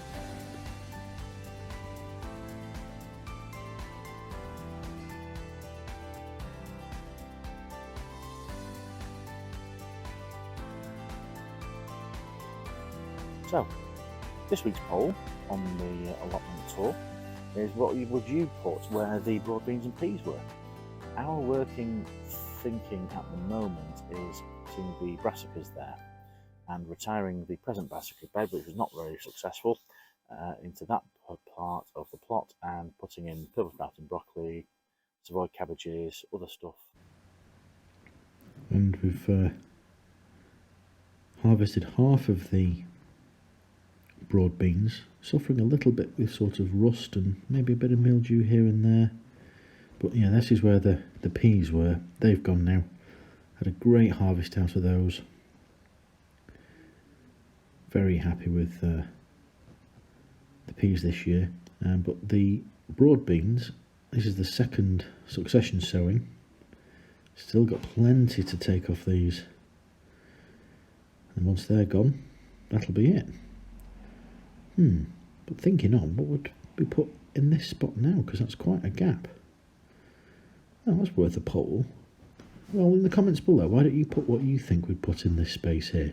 What normally follows legumes? Or would you put something different? And here we've got the 2 rows of main crop.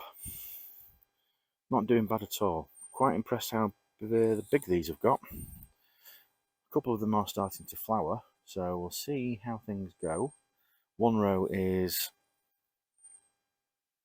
Sarpomera, which is the one on the right hand side.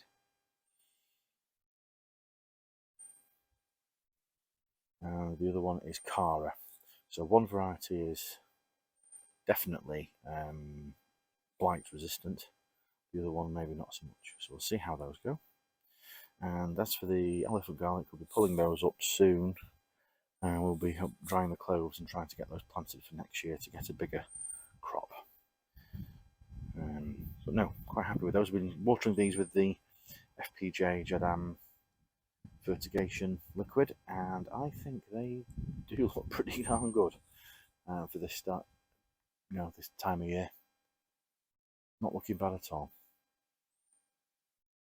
Fingers crossed, because we'd quite like to get some main crop to keep over winter in storage.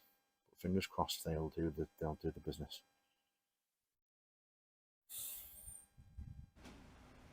And back where we did have the first early potatoes, we've put our couple of rows of leeks in and interplanted with some Autumn King 2. Yeah, just thinking to put another line of carrots in there down that row, and then we'll fill up the rest of the bed with some more leeks. Don't look at the cabbage patch. Don't look at the cabbage patch or the weed patch, as it's probably best known. In fact, there's even a line of new potatoes still in there underneath the dandelions.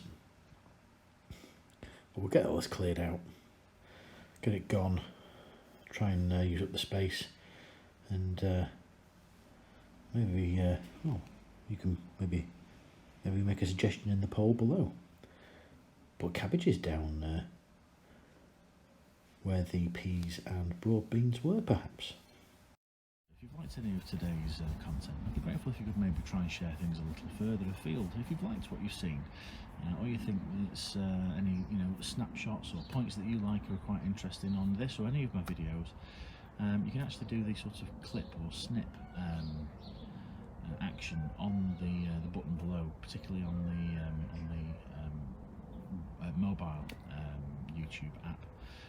If there's anything that you think is particularly interesting or you think is worth sharing, then you can do that clip, and I'll be grateful if you'd share it a bit further afield. Cheers. So thanks for coming along on the allotment plot tour for August.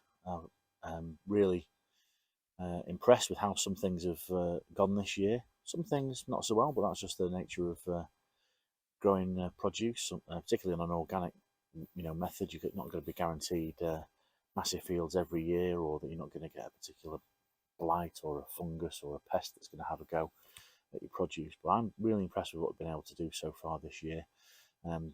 This year we're trying to kickstart again, getting more things sown and planted in the ground. Not really shown much this tour of the cabbage plot.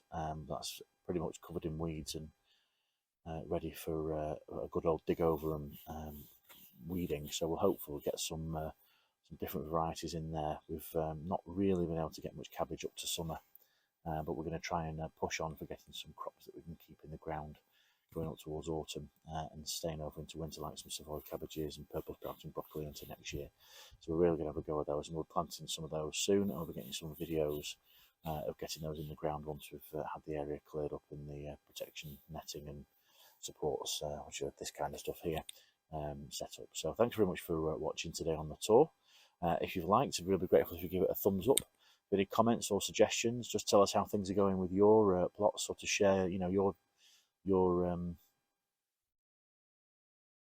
progress on how things are going with your plots and your planting areas in the comments section.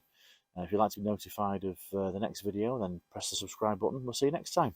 Cheers. Bye. Well, it's September here on the allotments on Beans, Brews and Bread. So we're going to have a plot tour and see what's growing and coming along. Let's go and have a look. So the salsify patch that looks like it needs a darn good haircut is coming along well. We've had a few. We've had a first row. We've shared a few roots as well with some of the plot neighbours. And it's definitely a unique taste. We've got, I think, a bit of a taste of sort of a nutty parsnip without any sweetness.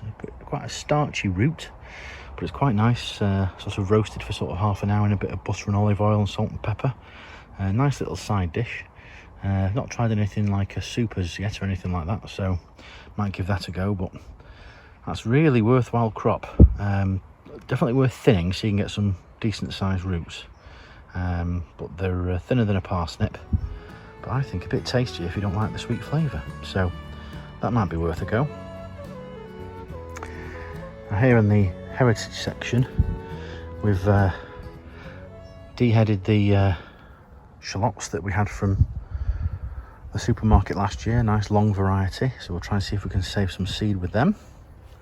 And other than that, in terms of other heritage varieties, we're letting this Avon early go to seed, although I might try that one roasted, see what the flavour's like. And the Northern Queen lettuce, I've sown another batch at home, but we've got loads of seed pods on this. This is like little seeds here, so we'll let these carry on and we'll hopefully get some seed for next year.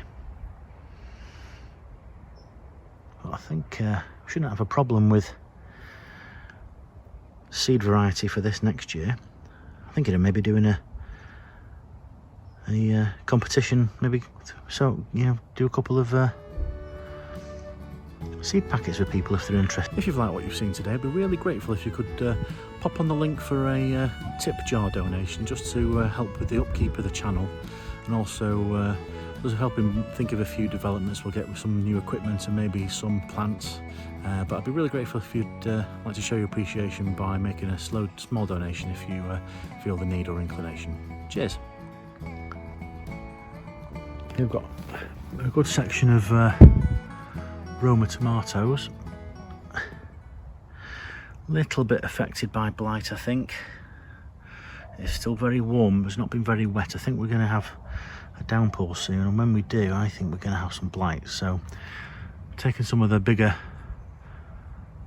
examples off. It's green and I'm hoping to ripen them at home a bit, so we'll leave the rest here. It might all turn to mush with blight, but fingers crossed we'll hopefully get those ripened at home, and maybe a few more ripened here at the plot.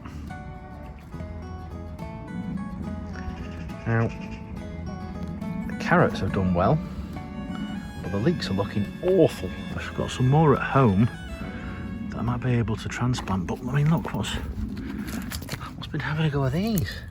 They're just all... Is it the weather? Is something having a chew on them? Thoughts below. But no, the carrots are doing nice.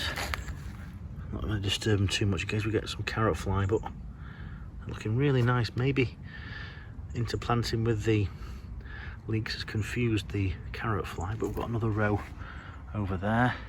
And again, another row of leeks there. But we'll get that tidied up. I'm not convinced we're going to get a good crop of leeks this year. I think it's been too dry, but the carrots are looking quite nice. Interplanted, as I say. Fingers crossed. Now here we've got a sowing of turnips and some chimidarapa. So the chimidarapa is here, excuse the dirty finger, and that is the turnips. I think they're really purple top Milan down the back end there.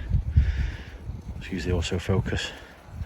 But then we've got some Mibuna, Mizuna, tatsoi, Chinese leaf, cabbage at home. And we'll get that section of the bed pared out and we'll put those in there, clean up all these horrible weeds. But yeah, that's not looking too bad. It's been very dry. We're looking forward to some rain. Hopefully that'll help make things perk up a bit. The Boldor beetroot I think is pretty much done. We might get this dug out. We've had a few of those as we've been thinning them. There's a few Swedes there, but they don't look particularly good. But yeah, the Boldor's coming out. We've got some replacements just ready to transplant out this week, maybe next, for beetroot, and we'll get them transplanted out somewhere else on the plot. Next to them we've got the parsnips, which look really good. Not much in the way of pest attack, and they're not too badly spaced, so I've been pretty much tempted to leave these as they are. If we get a few small ones, we get a few small ones. But no, they're looking quite nice.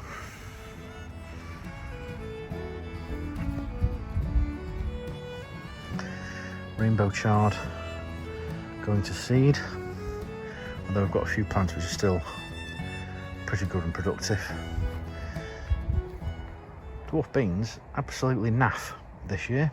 Really disappointed in them. The climbing ones have been okay, but the dwarf beans have been terrible. The sweet corn, on the other hand, looks great. Don't know how they're doing in terms of swelling the kernels, but they're doing okay. Give them a water, I think, and a fertigate, get some feed on them. Certainly down near the roots. And then the courgettes just pumping out the odd golden green ones. Not really. Oh, that'll be why. There's a dead one there. Get that one off. But yeah. Oh no, there's one. Completely missed him. Look, he's down there. Oh, we'll take that one today. That's a nice looking one. Take him before he turns into a monster. One green courgette for a change. And finally, we've got the sort of main crop potatoes, drought resistant variety, Sarpomera, I think at the front here, and Cara at the back or front of the plot, depending on where you're standing. Not touched by blight, fingers crossed. The Sarpomera's got, I think it's a chocolate spot, I think they call it. Hopefully that won't affect the tubers underneath. We're going to let them have another couple of weeks at least. Decent downpour. Hopefully get them swelled up. I've been really resisting the temptation to dig and see how big they are. I might do a reveal video to see what kind of crop we got out of these this year. But no, they're looking pretty good. Fingers crossed we get a decent harvest. Well, thanks for watching today on Beans, Booze and Bread. If you've liked what you've seen, it'd be grateful if you'd give it a thumbs up. If you've got any comments or suggestions, then it'd be grateful if you'd pop them down below. If you'd like to be notified of the next time we've got a video, whether it be a vlog or a what's sowing and growing or a bit of a hints and tip, then I'd be grateful if you could subscribe and press the alarm button. And otherwise, we'll see you next time.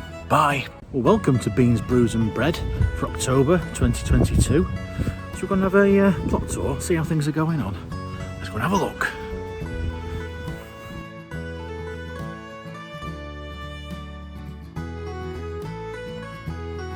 So we'll have a look today at what we've got in October. Today it's still quite mild. We've had some nice sunny days, but at some pretty low temperatures. I think yesterday evening it went down to 6 degrees. So it is challenging in terms of growing conditions for things now that we've had in the ground for a while. The courgettes are coming to an end. Corn's pretty much done and dusted.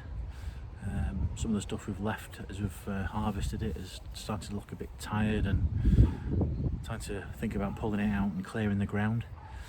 Still a few things are still useful. We've got the carrots in, we've got Scuzonera, we've got a few other items as well in terms of perpetual spinach and chard. Potatoes still to harvest, the main crop that we put in quite late. But we're going to have a look and see what we've got, how things are coming along and how to cope with the change in temperatures we start getting solidly into autumn.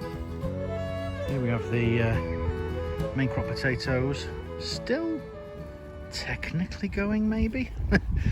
I think we'll do a harvest and reveal before we get the last frost. We're going to get these up in the next week or so. All those sort of potato berry things, flower seed pod things have all fallen off now. So some of the plants are still going. We'll keep maybe this week. We really wanted to get a bit more rain, try and see if the tubers would bulk up. We took a few here, 2 plants here, maybe 1-2 big tubers, the rest were really small. So we've left these for this month of September. They were planted late, so I might not get a very good yield out of them, but fingers crossed we might get something. But no, we'll do a harvest and reveal of the results in a week or so. happy with that so far. Here I've got the beds marked out for the brassicas, which will try and overwinter a little bit. Don't know how successful that's going to be. Give it a dig over and a weed. Throw some lime down, chicken manure pellets. Hopefully increase some of the fertility a bit, and then get some netting up to protect me from the birds. Don't know how much we'll get, if anything, over the winter into the hungry gap. Maybe we'll get something, not a great deal, but that's the plan for that space. Courgettes coming to the end, a few monster yellow ones there. Take the big ones off, stick them in the compost heap. That green one's really not done anything at all, so I'm going to dig that out. And, corn. The corn, mostly finished now. Don't know if we've got anything that will be useful as dried seed for next year, but we'll harvest a few of the cobs and see what they look like.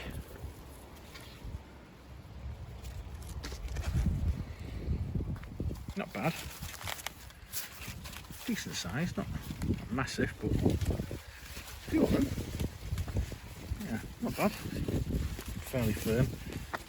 If nothing else, then we've got some more green matter to put on the compost heap. Excuse the wind today. Now the perpetual spinach and chard, looking a bit sorry for itself. One's certainly gone to seed there. Whoa, look, that's quite the seed spike, that. But we'll tidy that up. See what we've got left. Hopefully these ones here should probably go over to winter. So we'll have 2 plants maybe. Dwarf beans done, pulled out, finished. Parsnips though, looking good. Let's have a look. We'll see. Maybe some useful plants in there, maybe. They don't look too bad at all. Golden beetroot, practically finished now. A few little ones left. That's the first half of the plot. Now, excuse the weeds. But here we've got a row of turnip. Should hopefully keep us going. And these were a bit of an experiment. Next to it, these were a sort of sprouting turnip top. Jimmy the Rapper. Don't know how successful they have been, if anything. But you can see a few these heads here. Not looking too bad. Or is that a weed? Almost looks like. No, is it? No, it shouldn't be. Weed. That's fair. There are weeds in there, don't get me wrong. Really difficult keeping on top of the weeds this year. Yeah. And in the next bed, the leeks have done awful. Look, someone did. One of the people who kindly commented did say they thought it might have been leek moth or similar. That's, I think, done for the leeks. But the carrots next to them haven't done too bad at all. What was interplanted with leeks there? I know the weeds are terrible. So. Well, I know people say they like to see the allotment warts and all with weeds and successes and failures included, but that is a lot of weeding and you have to get some of that done. But there's some absolutely, truly enormous carrots in this section. Got some absolute whoppers. This is, I think, Autumn King 2 maybe? But there's that there. That's a brilliant one. That's a great one. And again, some good looking carrots there. Volunteer bean plant of all things. But yeah, we'll give this a tidy, get rid of the weeds if we can. And this one here, look. And try not to disturb them too much. I mean, some of these have got a little hint of carrot fly. I was hoping that the leeks would deter them a bit. Might get that one harvested for this week. But yeah, some good looking, like I say, some good looking carrots there.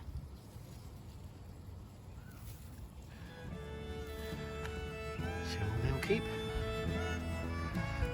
So if you think this is a weedy plot, it was much better last month. So I'm going to suggest you watch last month's tour.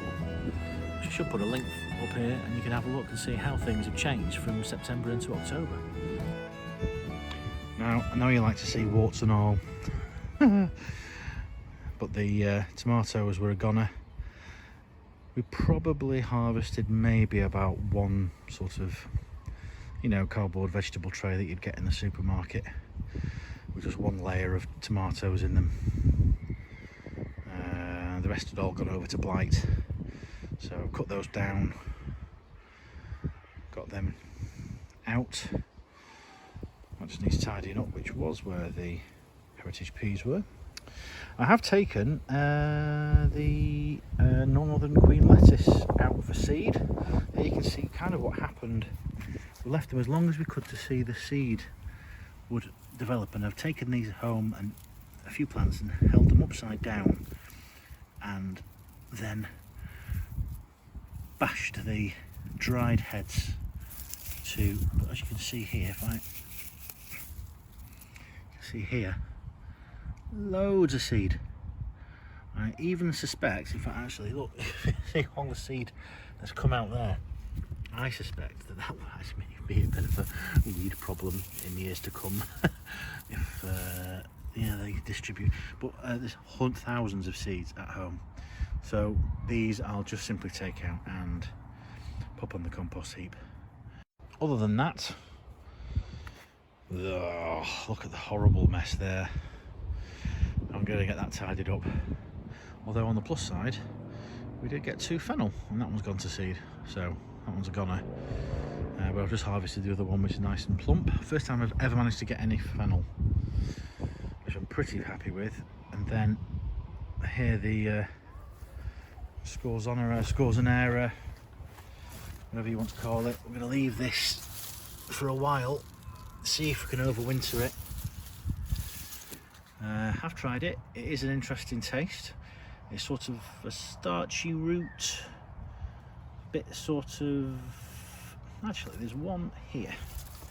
As you can see, it's quite a long tap root, not as sort of girthy as a parsnip, and it does tend to branch, but as so do parsnips for that matter. Very interesting taste. Like I say, sort of starchy, sweetish, not very sweet as a parsnip, sort of less so than a parsnip. Very delicate, thin leaves, very difficult to mistake it for anything else. You have to peel it quickly, stick it in water with a bit of citric acid or lemon juice just to stop it from oxidizing and turning black. But it's an interesting vegetable. I think I've certainly tried it roasted like parsnip, and that's nice. I'll try it in a soup next. Harvest a few of these, parsnip and scorzonera soup maybe, but I know that's a nice one, nice vegetable in a sea of weeds. But we'll get those sorted out over winter, I think. Nothing else is kind of growing, you can kind of get on top of the weeds a bit better. But that more or less wraps everything up for October. Things are coming to a bit of a close, might get a few things in if we're lucky. It's nearly a whole year on the allotment. So thank you for tuning in today to Beans, Brews and Bread. If you've liked what you've seen, I'd be grateful if you give it a thumbs up. If you've got any comments or suggestions, then really grateful if you'd type them down in the comments below. And if you'd like to be notified of the next time I've got a video, then just press the subscribe and the bell icon and you'll get a quick peek to say that I put something up on YouTube again. Well, thanks very much for watching, and we'll see you next time. Bye. Well, it's November. Autumn is well and truly underway. So we're going to have a look at what's going on at the allotment. We'll have a look.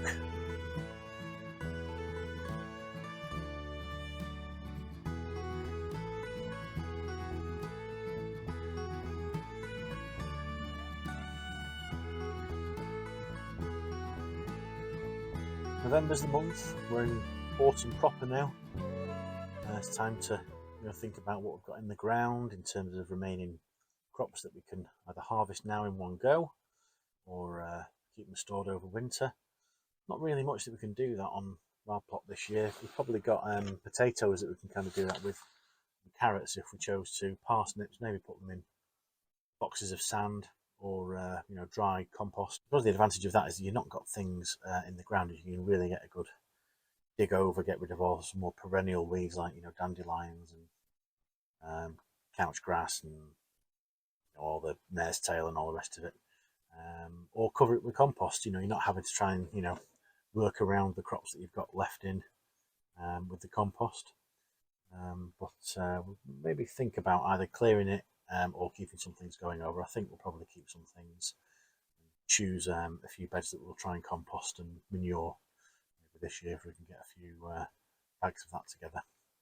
Hard landscaping projects are always a good thing to try and think about over the autumn period. Shed repairs, path maintenance, little projects like water butts, things like that. Try and decrease your dependency on the mains water for watering next year.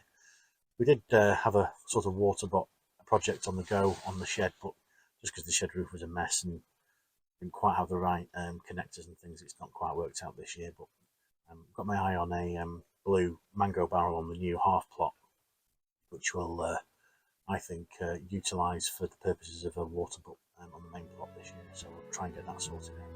So just a quick overview of the heritage side of the plot, which will move over to the new half plot in springtime. Everything is, apart from the salsify, pretty much just needs tidying up now and taking out. Try and get this all tidied up before close of the year. And then we've got this section, which is the new sort of trial of the compost in place. As you can see, the courgettes have finally given up the ghost. Chuck those on, reclaim the nutrients back. What I'm thinking today is okay. We'll throw some grass clippings on as well and some more woody stuff. But what we're going to do is we're going to try and get some pallets. And we're going to box off this as a 1 metre by 1 metre self-contained bay. Pile it as high as we can and leave it for this year. And we'll probably spread the compost further down that part of the row. I'm trying to think also of maybe demarking the plot into sort of 1 metre wide sort of bays. I'm not quite decided on what kind of path material to use. We have had sections of this landscape fabric down before. We might try that again. It's quite cheap and cheerful, but also quite tempted by, we're struggling to get anything like wood chip here, but we'll maybe think about maybe some straw, compostable material that can go back into the ground if we can.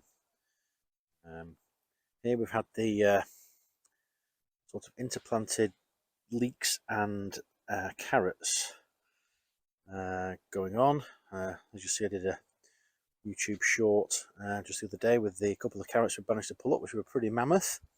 We've got a few volunteer what look like broad beans in here for some reason. Don't know where they've come from, but we can tidy up and harvest as we go along these crops into autumn and into winter.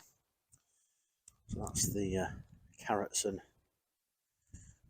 leeks. Leeks have done nothing, really no bigger than spring onions really. That row completely rotted out. Whatever had a go of those between those two rows of carrots was a waste of time. A few have survived over on this side, but they'll no doubt just go straight to seed next year. but worth a try. Carrots have had a few sort of carrot fly attacks, but you can kind of work around those when preparing them, cleaning them up. But no, they're quite tasty, so we've enjoyed those carrots, and see if we can carry on through the rest of winter. In this bed here, we've had a couple of rows of, this side was Chimida wrapper, about halfway, one particular type, and then another type that half. This side germinated really well. As you can see, it's quite an interesting sort of broccolini kind of head. The trouble is that you really should harvest them quick, probably when they're sort of this size here, and harvest lots of them, because they really have gone to seed, and I can't believe these have gone to seed in autumn. That's a nice little head there, maybe just before it breaks into flower. We're going to try and behead these and try and see if we can get some more coming from further down, because the plants are bulking out a bit. You get some nice sort of sprout tops there, so they're quite an interesting crop. Yep, here we've got the turnips. Lots of little baby turnips. They've all germinated really well. They'll stand for a while. I'll keep those going. Down here we've had a few purple top Milan germinate, but not many. Don't think they've done as well in the cold climate as the snowball have down there. You know, they're looking really good for over into autumn and into winter.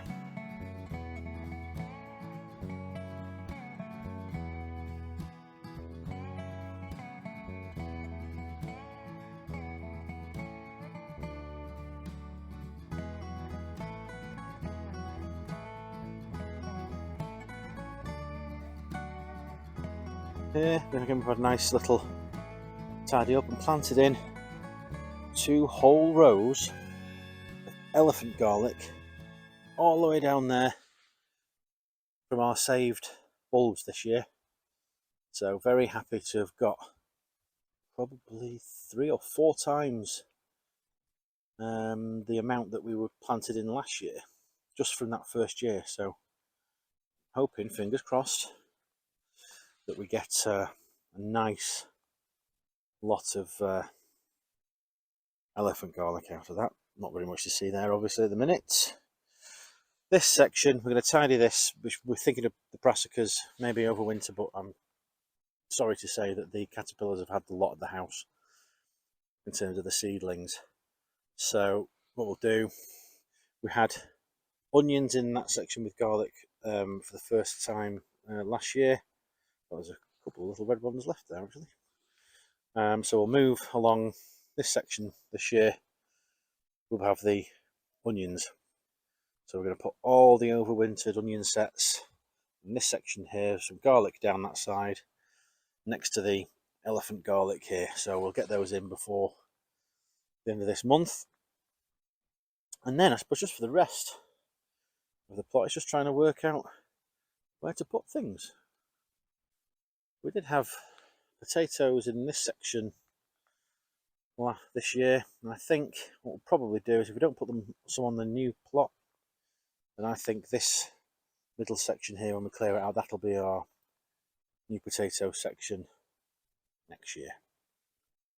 So that's pretty much, obviously things slowing down now, tidying up, hard landscaping projects on the go with the shed maintenance. That's starting to slow down now this year. Obviously got some of the main crop. I have taken some of the main crop potatoes out of this section at the far end, and they were pretty good. Cara and Sarpo Mira. Not a great haul. Really could have done put them in earlier. But we've got about sort of 5 or 6 tubers per plant, so yeah, sort of 5 times your return on your investment. So not a wholesale disaster. Well, here we have the parsnips. Again, More than happy to just let these keep on going. Quite a nice stand of parsnips, that.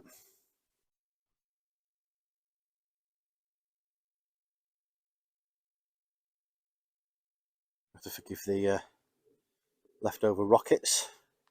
That's something you don't expect as a harvest on an allotment site, but obviously given it's a nice open open area, open ground, you tend to get a lot of rockets come down here. Yeah, so that's the parsnips there. Doing well. Not quite as big as I've seen some people's, but not a bad little harvest. Then here we've got beetroot boldor. Just some little, they're just still standing. There, look, really nice little plants there. That's the leftovers from where the sweet corn were. They're a bit mealy for me, not entirely sweet. I think they were a heritage sort of glass corn variety, multicoloured, quite a mealy sort of taste to them. So I would have hoped to have left them to dry on the plant, but it's too wet here to do that, so that didn't really work. But no, we've got a few these nice yellow beetroot, they're really sweet. Yeah. I managed to find also some swede that I planted, but they're tiny. I don't think anything will happen with those. Try and keep on top of the weeds, maybe give it a hoe over. Pick out some of the bigger ones. Yeah, over here we've got the chard. Did another shorts video the other day with these. They're really good. They're standing well. If they go to bot, then we've got these perpetual spinach down there, which will carry on as well. They're looking nice. Yeah, so good. Little stand of spinach to keep us going with greens. And here was the brassica bed. I am very happy to report I have finally weeded that section. And what we've managed to find are two of the heritage kale plants in between them. So given those a fertilise with the sort of Jadam fertiliser liquid, and we're going to keep these going, I think, over winter. We've got these all covered off, and keep them away from the pigeons because they will have an absolute field day, no pun intended, with those. We also found some kohlrabi. Now these were put in ages ago, so I suspect these will go to seed, but again, I'm happy to just keep these fed, keep them covered, and if we get a couple of little ones, I'll be happy. So let's go and have a look at the shed, which we've managed to get an upgrade. You've seen some bits inside, it's a right old state, but we managed to get new felt on the roof and a window upgrade. Look at this. This has got to be the only double glazed shed on the plots. Managed to salvage two double glazed windows which were behind the shed for umpteen years. The frames had rotted away, but we've managed to get them offered up, and it almost just covers the entire length of the shed. We've got them set up quite nicely, retained underneath the roof, middle held in place with that baton, and there you go, a semi-secure shed. We'll get all the felt properly, tied down and everything. That was an offcut from sheds at home, but that's doing the trick. That finally we've got a dry roof. I am very happy with that window upgrade. We'll be taking bookings on Airbnb soon. Job's a good one. But no, it's a good time to be thinking about all the hard landscaping projects and maintenance, and fertilising the soil for next year. And things will slow down, except for a few projects like putting in onions and garlic and stuff. But we'll keep the monthly progress reports going and see how things are. Well, thanks for watching Beans, Brews and Bread from a very rainy plot in November. If you've you've liked what you've seen, then I'd be grateful if you give it a thumbs up. Thumbs up, probably one of the best ways of showing appreciation for the channel at the moment, in terms of the algorithm and helping getting it shared a little wider amongst the YouTube community. If you've got any comments or suggestions, or just want to tell us about what you've got planned for your gardens this month, then always type away in the comments below. If you'd like to be notified of the next time we've got a plot tour or any other content on the channel, then you can always press the subscribe button and the bell, and you can get a little ping when we put something up next time. Thanks for coming along this month. We'll see you again next time. Cheers. Bye.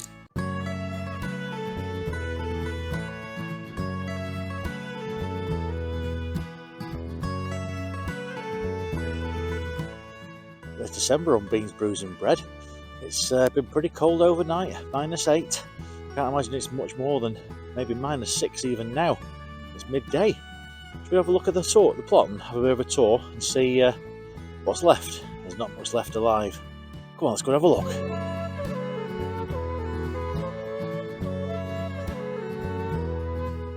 There's not a lot really to be going on at the plot at the moment. Lots of dormancy. Lots of plants have suffered in the sub-zero temperatures. We had a maximum of I think -8 by about 7 o'clock this morning here in Manchester. Not very much and survived that, not for prolonged periods. We've been having that for a good sort of 3 or 4 days now, although we are due a forecast of a warmer period over this weekend, guessing it's about 13 degrees, so hopefully some of the soil will thaw out. But I think realistically that's it for the allotment, I think, for this year. Can't believe we've done 12 months of video vlogs on the allotment. Been, I think, quite interesting to see how things have gone on over the year, and we've done some interesting projects and had some successes, a few failures, but enough to make it interesting and to give us a bit of food over the year. Something we will try and address, I think, next year is the fertility on the soil. Maybe take some samples and see if the ground needs a bit of a liming as well, because I've noticed that quite a few of the brassica plant and the yields just haven't been very good at all. We can get loads of beans and peas, and beetroot doesn't seem to be a problem, but I think we need to address that for next year. As things go, we'll go and have a look at see what the plants are like on the plot at the moment. There's not a lot to see apart from frost, a little bit of snow, a lot of frozen ground, but a few things have managed to limp along. So, well, limp being the operative word. Let's go and have a look. The salsify just about holding on. It goes to show what a very good hardy crop it is. I think we'll be leaving that to dig out. That's fared not too bad. However, other things have not done quite so well. The carrots and leeks, the leeks aren't looking too bad. I don't think we'll get much out of the way of them, even with this temperature, but they actually don't seem to be that badly affected. But the volunteer broad beans, I'm afraid, they cannot have been a winter hardy variety, because that is completely turned to mush. Does not look very happy. Definite frost attack there. Some of the carrots not too bad. Look very nice though. Very pretty with the frost on them. Don't know how they taste or whether they've been badly affected by the carrot root fly. Otherwise, something which hasn't been affected too badly either is the turnips, the snowball. They look quite nice still. Decent size. Hopefully they're not too bad. Tumida wrapper. I think we can say that's safely the end of that. A lot of it had gone to seed. And down this end was the purple top Milan. Bit of slug damage.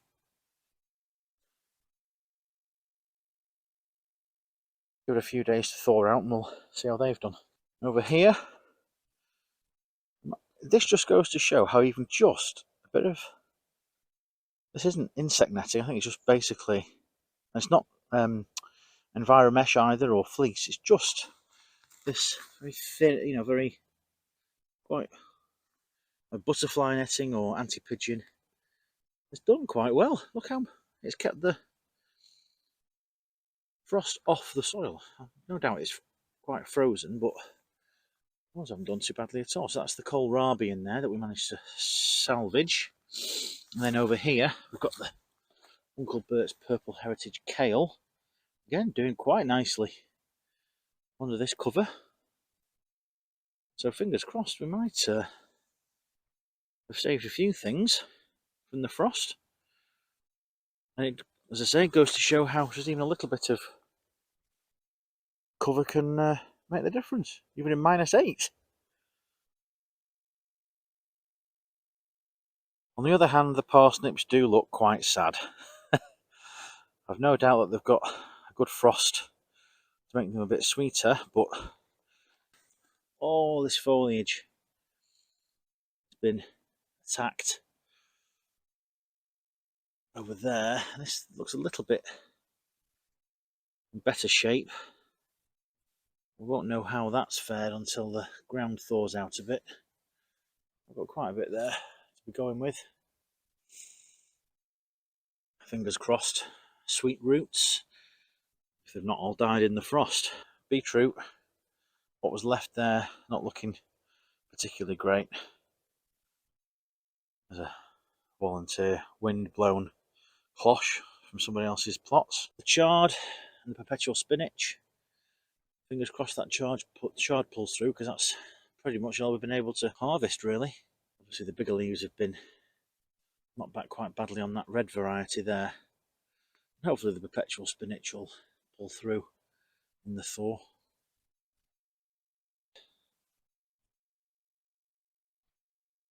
Frost damage there.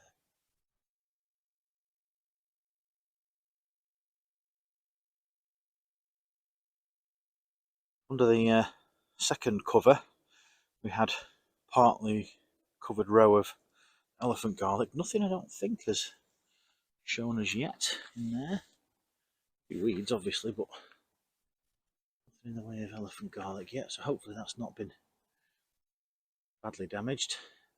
And then there was one row of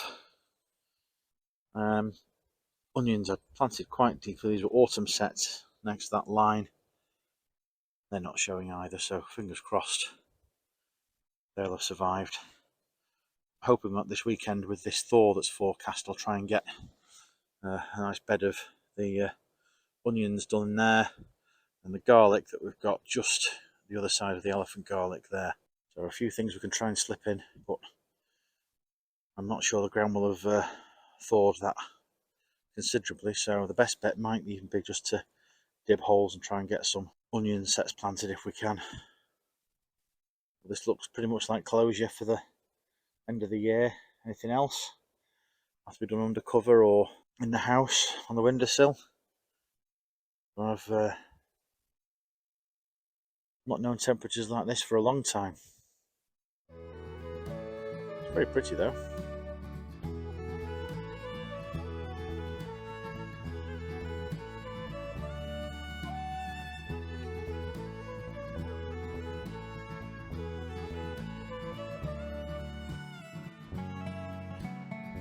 Tony C. Smith was doing his